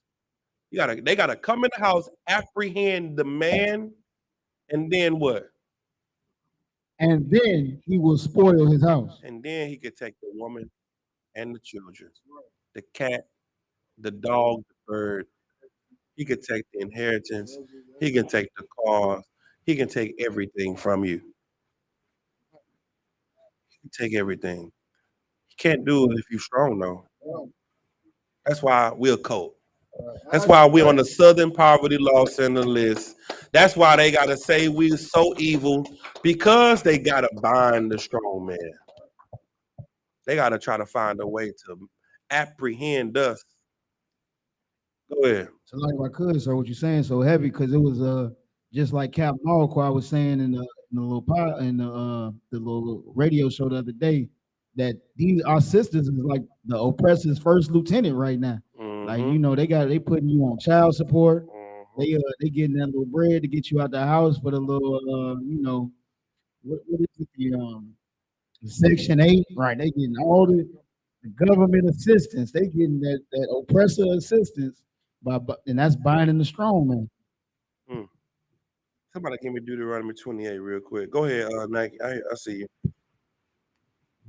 I was just gonna say, like, the whole LGBT community started from blacks wanting to love white people. Damn, give him a hand. That's where it come from. It come from you envying your oppressor. Give me Deuteronomy 28 and 56. Let me tell you the spirit of a woman for real. Before she was destroyed in this place. This is the spirit that the Most High wants you to be in. He don't want you to be a loud mouth, boisterous monster. What's up?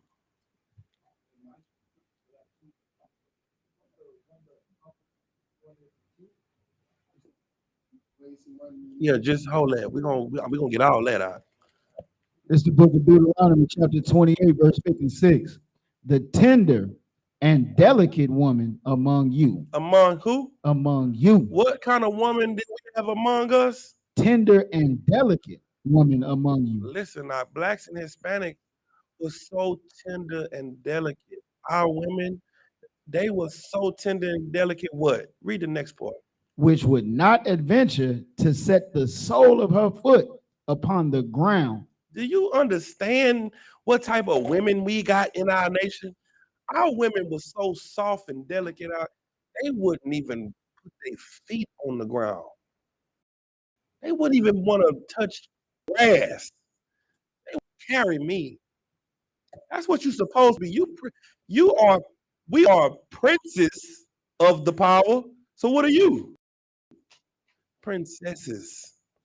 You're supposed to be so delicate. You ain't supposed to be out here fighting and so hard, strong. Did it say the strong black woman among you? What did it say? The tender and delicate woman. Soft and tender woman among you. Not the strong and hard woman. No, that ain't what the Lord wants you to be. That's what your oppressor wants you to be. You are living the life of a cursed woman by trying to be strong. That ain't what God wants for you. That's what your God wants for you. The God you chose to be over your life. Your oppressor You living under his foot. He wants you to go out here and be strong and oppress your man. The tender and delicate woman wouldn't even put her foot on the ground. He said she wouldn't even adventure to put her foot on the ground. Do you know what that means? It's an adventure to put your foot on the ground. Like you going out your way to put your feet on the ground. Like I said, we're talking about like a loud woman be loud and like women be like going to or the woman will like tell on their man to their brothers and say like they beat him up or something. We're gonna get to that. We're gonna pull that later. Hold up, finish description. The tender and delicate woman among you, which would not adventure to set the sole of her foot upon the ground for delicateness and tenderness. Damn, it said it again. She's so soft and delicate, she wouldn't even adventure to put her foot on the ground because of tender and delicacy. Like that's what our women really are. Let's find out what they've become. Go ahead. Her eye shall be evil toward the husband of her bosom. Now you in there fighting your husband. Now you can't stand him. He ain't shit. He trash. And now who else ain't shit since your husband ain't shit? And toward her son. Toward her who? Toward her son. And who else? And toward her daughter. You see what happened? Now your family cursed. Now your son's cursed. Your daughter's cursed because we're not acting like a family. We're not being one. We being weak under our oppressor. Read verse 54. So there's a little more on that too. Oh yeah, go ahead. And toward her young one that cometh out from between her feet, and toward her children which she shall bear, for she shall eat them with one of all things secretly in the siege and straitness, with thine enemy shall distress thee in thy gate. In the what? In thy gates. Your enemy is in your gates distressing you. And because of you know what another word for distress is? Depressed. You know what it means to depress? You know another word for depression is? Oppression. Your enemy is oppressing you in your gates, and it's making your wife hate you. It's making your wife hate your children, and it's making y'all enemies to one another. Read verse 54. Verse 54. So that the man that is tender among you and very delicate. Who was the man that's tender among you? Brother. Your young men. Your tender men are your young men. The men that is tender among you. Go ahead. And very delicate. His eye shall be evil toward his brother. Why is it calling us a tender and delicate people? Give me a precept.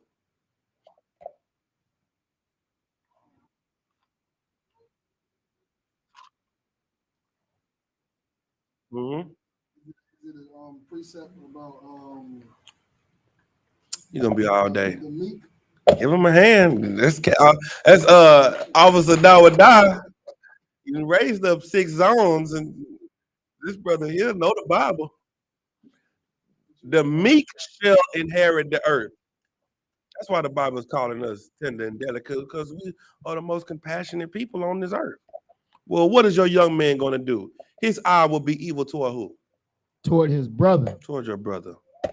Now you seeing black on black violence, black on brown violence in your community because you're living a curse. Go ahead. And toward the wife of his bosom. And his wife. And who else? And toward the remnant of his children, which he shall leave. That's what you're going to do. You know what your solution to the problem that you having in your house? You're going to leave. That's what you're going to do. You're going to say, you know what? I ain't got time for this. I'm gone. And you know what that's going to do for your enemy? He's going to depress, distress, oppress your family. And that's what we're seeing right now. We're seeing that right now at Lord Christ I'm Teaching class. What's wrong? Okay. Let's get that description. Go ahead. I was just gonna say the oppressor made it to where a broken household is aimed to destroy a fixed one. Give him a hand. A broken household is the doorway to coming into your house and destroying your family and your generations. Go ahead. While we on the scripture, would this be a good opportunity to tie in with what happened at the hot dog store? As far as that, like you said, the young brother who shot the other brother, Yeah. his eyes evil towards his brother. Mm-hmm. All right, so I got Isaiah chapter 3, verse 12. Go ahead. As for my people, children are their oppressors, and women rule over them. Who is my people? Who is he talking about? Israel. He's talking about the men. He's talking about as my nation, the men, children are their oppressors, and women rule over them. Who's ruling over the men? Your women and your children. You're doing everything for the children, celebrating Christmas for the children, slanging drugs for the children and your women. You taking off your priesthood for your women and your children. It's a scripture in the letter of Jeremiah. They're like Baruch 6. It says that your priests have taken off their garments and they shave their heads, and their heads are bald, and they take off their head pieces and stuff like that, because you are now more focused on your family. You are being oppressed by your family. Keep going. Oh, my people, they which lead thee cause thee to err. Now, who's leading you? Your Christian pastor is leading you, and the oppressor is leading him. He's causing you to err. He's causing you to go down the path of destruction. Oh, keep reading. And destroy the ways of thy path. And destroying the ways of your path. Meaning, he's destroying the future for your children too. He's not just destroying you, he's destroying your women, your children, and their path that they will go down. You are supposed to establish a way for your children to live a better life, a life different than you. That's what we're doing in the truth. You are establishing something for your children in the truth to be connected to righteous leadership, a righteous government. So now when you have children, you don't have to worry. Like, we go to the Passover, it's like a family reunion. Your kids run around, you let your kids out the stroller and you just go and sit down somewhere and drink and just have fun, and you don't think about your child no more. You know why? Because you are with a righteous family. See, the families that we have right now in the world are families we were born into. This family we have right here in the truth is a family we chose. And we have chosen to be in a righteous family. So now your child running around, a brother is gonna say, hey man, who kid is this? This child was doing this and doing that. And you know that whatever that brother just said is right. You ain't worried about him mistreating your child. You're not worried about anything happening to your child, because this is how we were supposed to be. Even back in the day, they said the village raised the child. You picked the village, and you picked the right one. What you got? I do have the letter that you said. You found the scripture? Yeah, kind of Go ahead and read that. For somebody that may need it. Okay, I'm trying to figure out where you might want to start at. Where is it? Letter of Jeremiah 1:31 is where I got to, but it goes all the way down and it comes up a little bit more. So like you talk about the Just start at 31. 31. Letter of Jeremiah chapter 1 verse 31. And the priests sit in their temples having their clothes rent. The priests taking their clothes off. They ripping their clothes off. They clothes are rent. Go ahead. And their heads and beards shaven. And they cut their beards off and they uncover their head. Shave their heads. Go ahead. And nothing upon their heads. And what? Nothing upon their heads. What does that mean about your head when you're a priest? It means uncovered, meaning you don't have like a headpiece. Right, but what does that mean about your head when you're a priest? What is it supposed to be? It's supposed to have something on it. When you don't have nothing on your head, then you are ashamed. Right. What did the Lord tell the Levites? To wrap the mitre upon thy head. What did the Lord tell Ezekiel? Bind the tire upon thy head. You're supposed to have something on your head. You got people that's teaching you, you ain't supposed to have nothing on your head. He's saying this is a shame that this priest had his garments rent, his head was bald, and he had nothing on his head. That's what he's saying about it. Keep reading. Verse 32. They roar and cry before their gods, as men do at their feast when one is dead. They roar. What does that look like when one is dead? That's a funeral, right? How do people act at funerals? No, give it to me. What do they do at funerals? He's sobbing and crying, and what else they do? Running around, falling out. What does that sound like to you? Sound like the Holy Ghost in the Christian church. Right. Running around the church, falling out. That's a shame, man. You've been in the truth. How many times you seen the brother here run around and cry and fall out? We would kick his ass straight up out of here. Get to running around and falling all over the place over here. You're gonna be outside. Because it's a shame for you to do that. Keep going. Verse 33, the priests also take off their garments and clothe their wives and children. You know why they take their garments off? Because they gotta do it for the kids. Why you ain't, hey brother, why you ain't been the kids? Don't sweat out. Just know in the Bible you are ashamed. It is a shame for you to do that. Your job is to be a priest. That's it. You're supposed to, the scripture says for you to be a husband, you have to be a husband of one wife. Right. You can have wives, but you have to be as though you have one. You have to be so solid in the truth that can't nobody even tell that you got wives and kids. Because the work over here in the truth ain't missing. All right, I'm good on that. Give me another scripture. This is the book of Proverbs, chapter 16, verse 25. There is a way that seemeth right unto a man. Listen, they say smoking weed is lawful now. It ain't against the law. Weed is legal. So why I gotta stop smoking weed? Read that again. There is a way that seemeth right unto a man. Seems like everything cool with that weed. It comes from the earth, huh? We come from the earth, don't it? There is a way that seemeth right unto a man. God created the earth. There is a way that seemeth right unto a man. You know what? I ain't never seen a nigga smoke though. I ain't never seen a nigga roll up no parsley.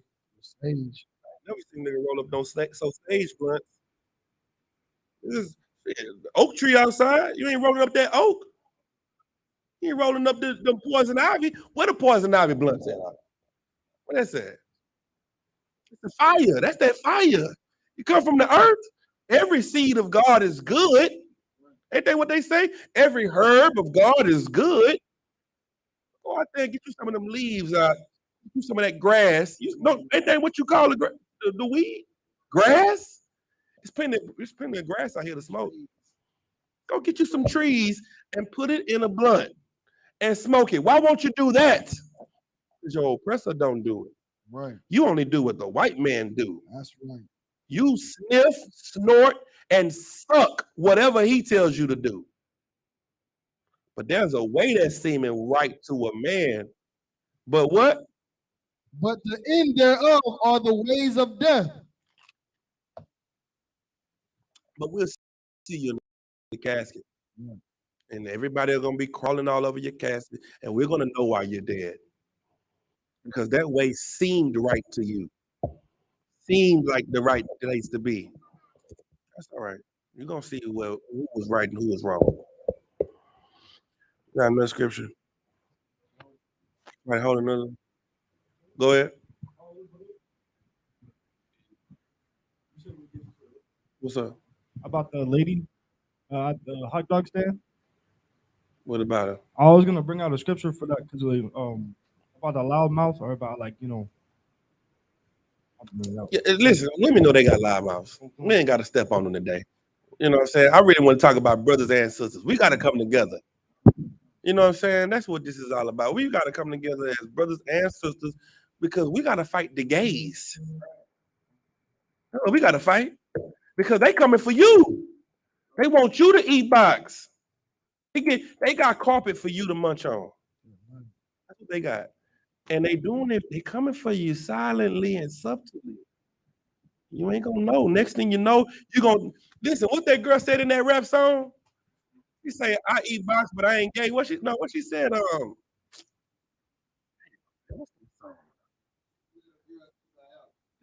That's it. What song is that? What she say? How does? Yeah, I let her. What she say? Get the bread in the head and leave. I let her eat me out, but I ain't gay. Something like that. No, bitch, that's gay. They done blurred the lines of gay. Bit by bit. It's just they blurring the lines of what's gay and not. Listen, not. That's what men gonna be thinking. I just got a little head from a nigga, just a little bit. It wasn't. I mean, it wasn't gay. Just got a little head. Go ahead. It's got that they are actually going out on the streets and asking men if this save your life, would you suck a rod? Yeah, I've seen the And videos. then the recent one they had the last time the Eagles was going, I guess, to the Super Bowl. Would you kiss a rod for the They Eagles said, to get to the Super Bowl? Yes, would you suck on a Niggas rod was like, for the man, Eagles to go 3 times back to back to the Super Bowl? They was like, nigga, that rod getting blessed for the Eagles to go to the Super Bowl 3 times. One dude said that he'll be the male superhead For the Eagles to go to the Super Bowl That's 3 times. That's in a how row. low standards done got out. That's where we at right now as a people.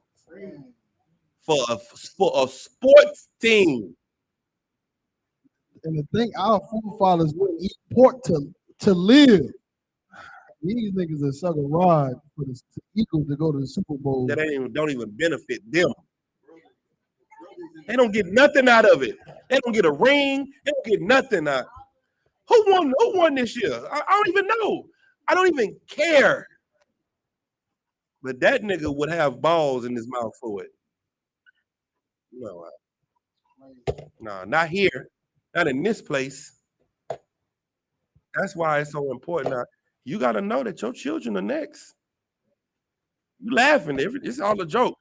Until you are in the grocery store and somebody walks up to your daughter and say, "Hey, little girl, you're so pretty. I love you. I just want to be with you forever." And they open their mouth and they try to tongue your 3-year-old. And then when you kill them, you go to jail for the rest of your life because that person is in its rights to like your 3-year-old daughter. And that was a hate crime that you just committed. That's why in that song they referred to them. They referred to themselves in that gay song. They was referring to themselves as caring persons, caring people. They want to make it look like we the bad guys. We the bad guys. We the ones that ain't got no love. That's what we are.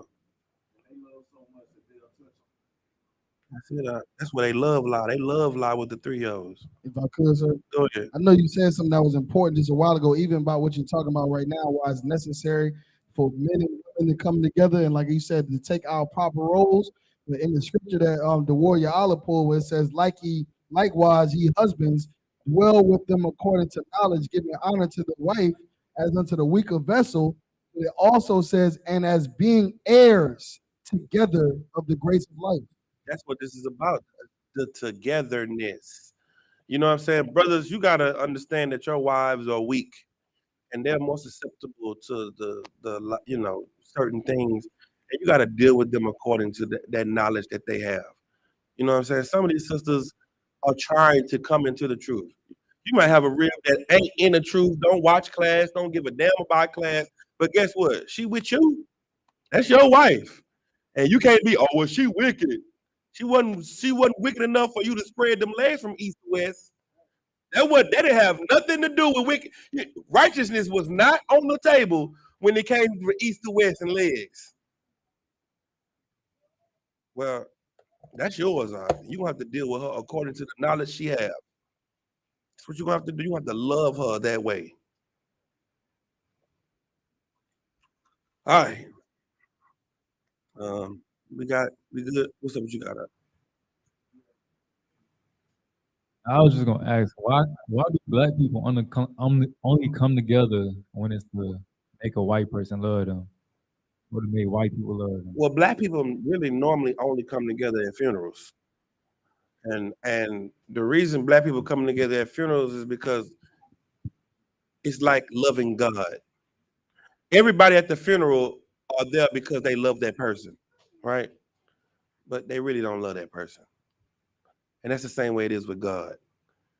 Everybody loves God because he's not here. Everybody loves the person at the funeral because they're not there. All the enemies of that person is at the funeral. The person they ain't talked to in 20 years, they at the funeral in the casket crying. You know why you can do that? Because that person ain't there to tell you, nigga, I don't mess with you. And that's how loving God is. Oh, I love God. Why? Because he's not here. Love your brother. Love your neighbor as yourself. Oh, no, I don't mess with them. Oh, no, I don't. People be trying to say, y'all brothers got so much hate for these other Israelite groups. Nigga, no, we don't. They hate us. Right.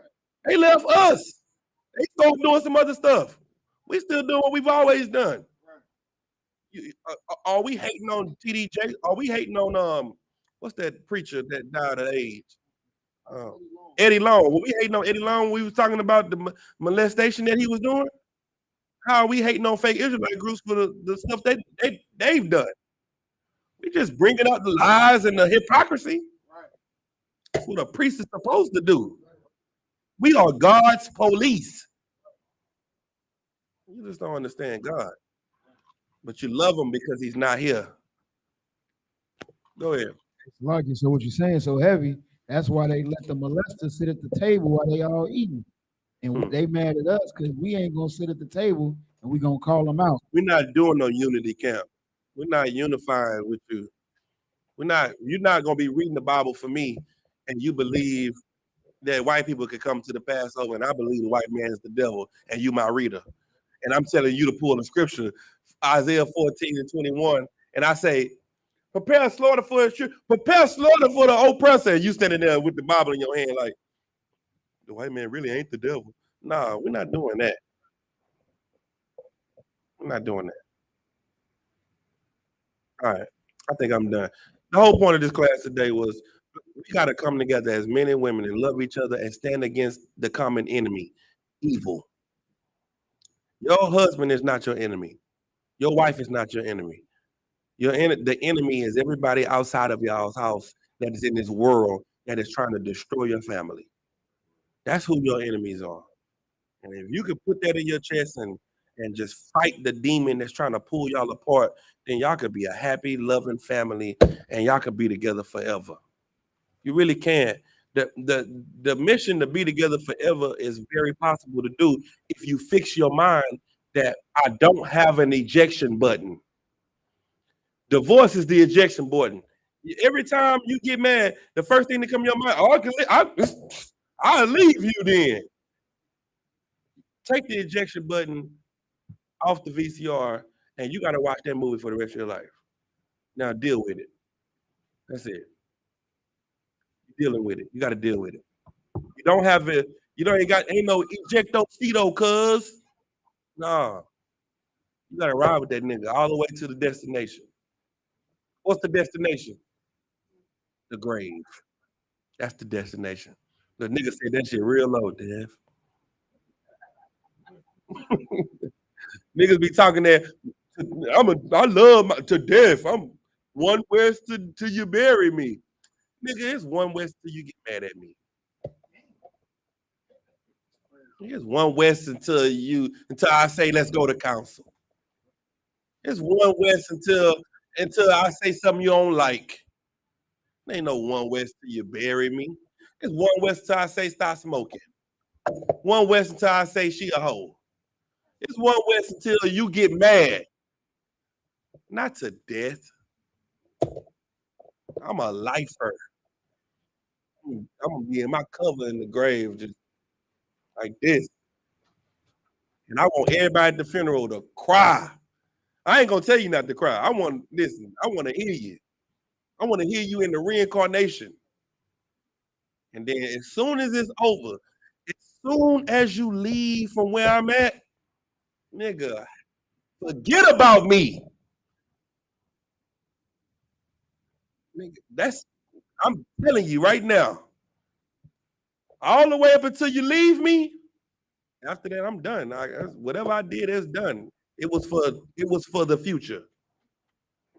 Move on. That's what the Bible says. There is a time and a season for everything under the sun. There's a time for everything. And there's a time to cry. But I hate going to a funeral and they be like, we don't need to cry. We need to be strong. No, nigga, cry. This is a funeral. This is the time for it. But after the funeral, after the repast, it's time to heal. People said, drink thy wine and let thy garments be white and be merry. Come on with your life. Don't let me have you go into a state of depression and anxiety, and now all your life is about me and just what we used to do and what we used to talk about. And I know it's hard, and I know you love your brother and all that, but you still alive, so there's a reason you still here. And it's not to reflect on the past. All right, go ahead. Like I said, what about the people who like who haven't like gotten over the person's death? Like, how do you help them? Say it again. The people that what? That haven't gotten over the person's death. You have to teach them what the Bible says about death. You got to teach them that, that life and death is a part of life. Every one of us are waiting to die. Each and every one of us got a death date. And we waiting on the day that we check out. And so you can't be just going to a state of depression after every death. You know what I'm saying? Each and every one of us in this room is going to leave. And we're going to mourn, we're going to cry, we're going to go through the pain of loving you and missing you, and then we're going to have to let you go. Just like they do at them balloon things. You holding that balloon, you ride with that balloon in the car, you get that balloon, you keeping it, and then you do this to that balloon. And that balloon goes up, and you know what you do? You do this. Every breath I take, every move I make, I'll be watching you. And then you do this. All right, what we about to eat? And you go on with life. You go on breathing and doing what you are still here to do. Understand? You got to help people understand that you are here to, if you were not here for a purpose, you would be gone as well. You don't want to get caught up in something you can't control. Who is the author of life and death? Most High. The Most High know what he's doing. He in control of all of it. All of it. There's no accident that happened by accident. I mean, no death that happened by accident. Oh, he got into an accident. He lost his life. The Lord did it. Oh, this happened. He lost his life. The Lord did it. The Lord is in control of all of this. And once we can come to grips with that, we can live. We can live to fight another day.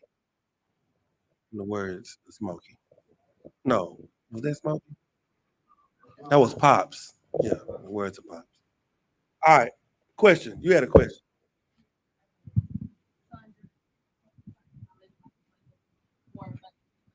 Read that. Say that in the mic. I said on John 10 and 10, it says, I come that they might have life and that they might have it more abundantly. What is the more abundant? That's an excellent question. He said in John 10 and 10, when they say, I come that they may have life and have more abundantly, does anybody know what that means? Let me see. Get the mic. Young. Read it. Read it first. This is the book. This is the book of John, chapter 10, verse 10. The thief cometh not, but for to steal and to kill and to destroy. I am come that they may have life and that they might have it more abundantly. Okay. What do you have right now? Go ahead. Depression. Depression, not. This is a hard life. It's a hard not life for us. That's what the song say. You know what I'm saying? This ain't life. Instead of treaty, we get tricked. You see what I'm saying? We get tricked. We get tricked. Instead of kisses, we get kicked. You see what I'm saying? That's what happened. It's a hard not life. We're not living life. We're living the curses of death. So if we're going to have life and have it more abundantly, what does that look like? Success and happiness. That's love and happiness. That is everlasting happiness, riches, wealth, peace. Go ahead. It's like you, sir, like it's dying of old age with all your children around you. That's life. That's eternal life. That's having eternal life. That means you die and you come back and you still in the royal house, like the Rockefellers. Rockefeller die, come back, and right back where we left off. Like, yeah, we still good, huh? What I'm talking about, that's what you're gonna be. You're gonna be in the kingdom of heaven. Now, that's going to give me that. A great gulf. That gulf right there. Let's get that real quick. Let me show you. There's a time right now. Everybody has their time. Everybody got their time of sitting at the top. What we about to read right now is the same exact thing. Well, this man had his time of royalty, of being rich and being at the top. Then he went into another kingdom at the top. And he complained. And let's see what that looked like. This is the book of Luke. Let's go before that, before he died. Luke 16 and 1. Let me see. Luke 16. Yeah.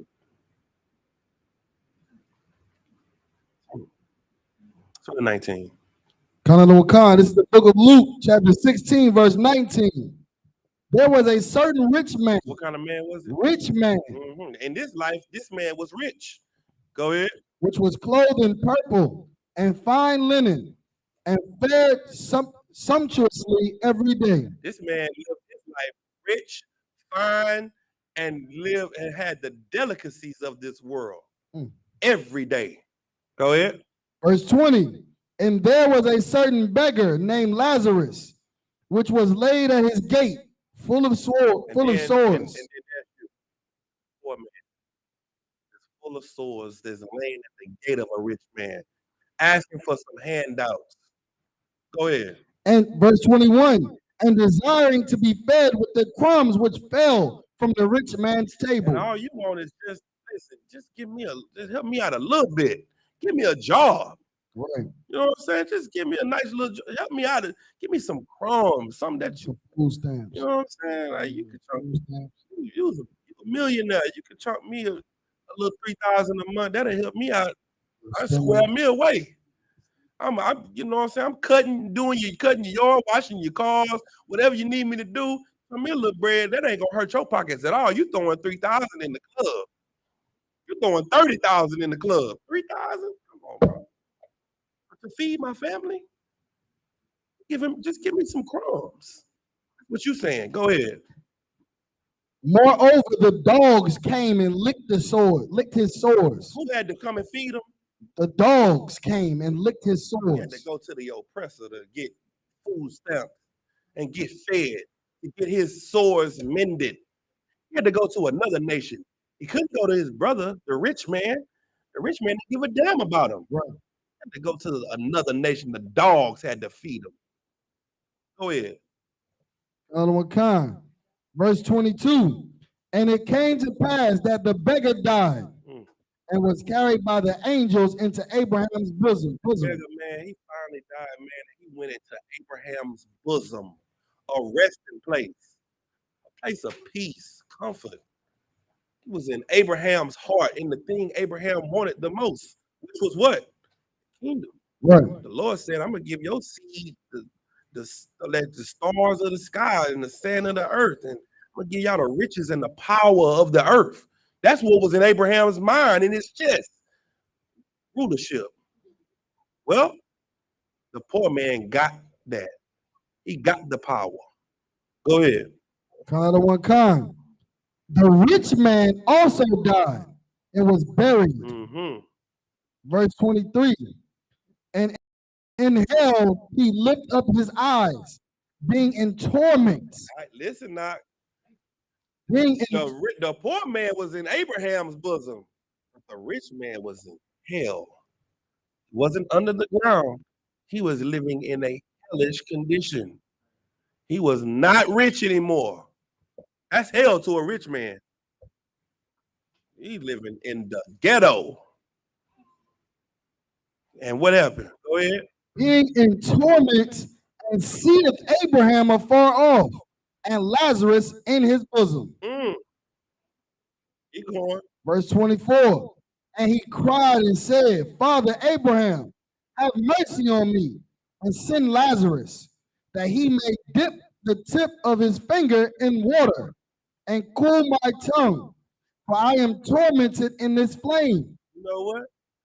Now he sees what the poor man Lazarus was experiencing. Lazarus just wanted the crumbs. What does he want? Just a dip of water from the fingertip of a rich man. Right. Now the roles are reversed. Now he's being tormented. He's living a hard not life. Keep going. Another one come. And for I am tormented in this flame. You know what the flame is? The flame is the Lord's anger. That's the Lord say, I'm hot with you. That's what he's saying. And the Lord is put this rich man in a low place because he didn't get a crown on his head. He didn't get Abraham's bosom. Keep going. Another one come. Verse 25. But Abraham said, Son, remember that thou in thy lifetime. Read that part again, right there. But Abraham said, Son, remember that thou in thy lifetime receivest thy good things. So you remember when you was alive? You was living life lavish. And what? And likewise, Lazarus evil things. And Lazarus was poor. Go ahead. But now he is comforted. Now he is rich and comforted. And what? And thou art tormented. And you are tormented because of your poverty. Go ahead. Another one come. Verse 26. And beside all this, between us and you, there is a great gulf fixed. So we was at camp yesterday and we was looking across the Gulf of Mexico. We was looking at it. We was in Galveston and we was like, damn, that is a great gulf in between us. And I was like, damn, that's how big the gulf is going to be between us and the poor in the kingdom. As far as my eye could see, the water was just stretching all the way back. That's how far away you are from rich people right now. Those people that went on that submarine, you'll never know what it's like to spend $250,000 just for an extravagant adventure. If you get $250,000, that's going to change your life. They use $250,000 for an amusement park ticket. You'll never understand that because there is a what? Great gulf fixed. Between us and you, there is a great gulf fixed. There is a great gulf fixed between us. That's what our oppressor, that is what the rich of Israel is going to understand. The rich of Israel that hate poor people, that don't give a damn about it. Michael Jordan, he don't come into this truth and change his life out. He's going to look at us in the next life and say, hey, y'all can stop, please just give me an ice chip. He gonna want them Yahtazaks. He gonna want them 144s, Yahtazaks. And he gonna be sick. If I could just get a size 10 and a half, nigga be like, shit, when you ain't get him no size 10 and a half, when you had your Jordans. Keep going. So that they which would pass from hence to you cannot. Neither can they pass to us. Neither can you get to us. We couldn't get to you. You're not going to be able to get to us. What is an abundant life? What is life more abundantly? This is the life more abundantly. You being in Abraham's bosom, you being rich, you getting the inheritance that Christ died for, the riches that Christ died for you to have. What did he say is in his Father's house? Many mansions. What's going to be in your house? Just bed bugs. Many bed bugs. But guess what? You're going to be over the Edomites. You're going to be over the Egyptians. You're going to be the supervisor at McDonald's. And you're going to set the shifts, and no heathen will be over you. But there's going to be a great gulf between you and the righteous. The righteous is going to be going on extravagant adventures to other galaxies. Just like they tried to go down to the Titanic, the righteous is going to be going to Galaxy 26, the dark hole, the black hole in the middle of the galaxy, and we're going to go meet the Namekians. Piccolo of Dragon Ball Z, we're going to go see his people. We're going to raise them up. We're going to bring them to Passover and all that. You're going to hear about it. You're going to see it on the videos. It'll be a great gulf in between us. That's all. We're going to have and live life abundantly, eternally. Guess what? The crown, Lord willing, Christ going to put a crown on my head. Guess who that crown going to? My sons. And guess what? I'm going to die one day, and I'm going to die, and I'm going to have all my wives around me, and all my children around me, and my grandkids, and my great-grandkids, and my great-great-grandkids, and my great-great-great-grandkids. And one day I'm going to call everybody together. I'm going to say, well, y'all, I'm tired. I'm giving you this. I'm giving you that. That child, they're going to do this. This child going to do that. Where do we see that at? That's what Abraham did. That's what Isaac did. That's what Jacob did. That is life, that is abundant. They live their life to the fullest, and then one day my eyes going to get dim. I'm going to say, y'all, you can have this and you can have that. I love everybody. And I'll meet you at the crossroad, but you won't be lonely. And I'm going to say, every breath I take, every move I make, I'll be watching you. And I'm going to give up the ghost. And then one of my sons or grandsons are going to have a son, and I'm going to be back. And one of my sons will be my father or my grandfather. And I will be sitting there watching him die, and I will say, the crown is coming back to me one day, eternally, forever. And I will never be a poor man again. That's everlasting life. That's an abundant life. And you are fighting for that in this life right now. Because if Christ comes back right now and put a crown on your head, you are sealed in that forever. So what does that mean about you women? You will be married to a king. You will be in like, yikes. You are showing that your quality is righteous. You're going to come back in a righteous family. You're going to always be in a high class family. Because you know what we're not doing? Men with crowns ain't going to be letting your son go out and get the women from the Gulf. From the other side. Because it's going to be too far. You ain't meeting Kim Kardashian. Why? Because there's a great gulf between you. You're not even on the level to meet Kim Kardashian. Who does she meet? Kanye West. So who are you going to be with? You're going to marry a man when you come back in the reincarnation of high class, high value, high stature. Because there's going to be a gulf between you and broke niggas. All these women out here that be talking all that broke nigga stuff, you're really still with a broke nigga. Because you're not with the men on the other side of the gulf. All right, that's it. Time is over. We done. Pass class over the priest and officer. No, pass class over the young man Nike. Give him a hand. Come up here and do some work.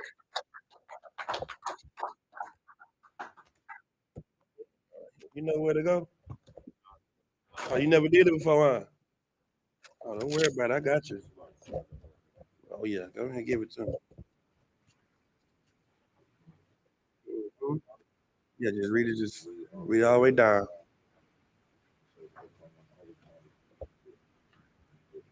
All right.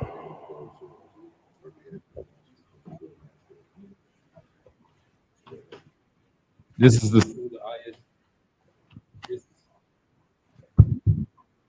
This is the school of I.S.U.P.K. We are the one. We are the I.S.U.P.K. started out in of 1 West 125th Street, Harlem, New York. Rule for new brother and sister. When a new brother or sister comes into the school, they are off limits for 6 months. They are to be saluted only. They are here to shed themselves to the world. If they need transportation, a teacher will arrange it. After 6 months, a brother or sister has if a brother or sister has an interest in a particular person, he or she must get permission from the head to speak to a brother or sister. There's another 6 months in which the brother and sister will court each other. After this 6-month period, the brother and sister will get permission from the head to marry. Tithes, which is a commandment, Numbers 18, verse 21. Also, Malachi chapter 3, verse 8 through 10 means tenth in the Hebrew. Asherah, 10% of every penny of the increase the Lord gives you, give to treasury department, or teacher, priest fund. Free will offerings for priests, not mandatory, whatsoever amount you would like. Upcoming holy convocation. Memorial of blowing of the trumpets. First day of the seventh month. Friday, 15th September 2023. You can read about it in Leviticus chapter 23, verse 24 and 25.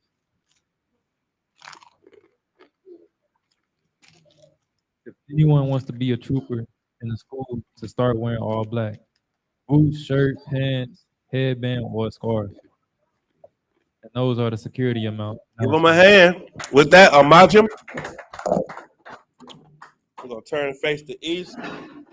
Say the Lord's Prayer. Abanawa, Shabbat Shemayim, Kodash, Hayah, Shemka, Yahweh, Malakwaka, Saba'ah, Ratazayaka, Hayah, Asha, Baratazah, Kawa, Hayah, Bashamayim, Latananawa, Lakam, Kal, Yawam, Wasalak Nawa, Kabawaf Nawa, Kasalak Nawa, Kabawaf Yanawa, Wala'ah, Sabiyah Nawa, Watasaya I try it now. One side one, so like a ball. I shot it now.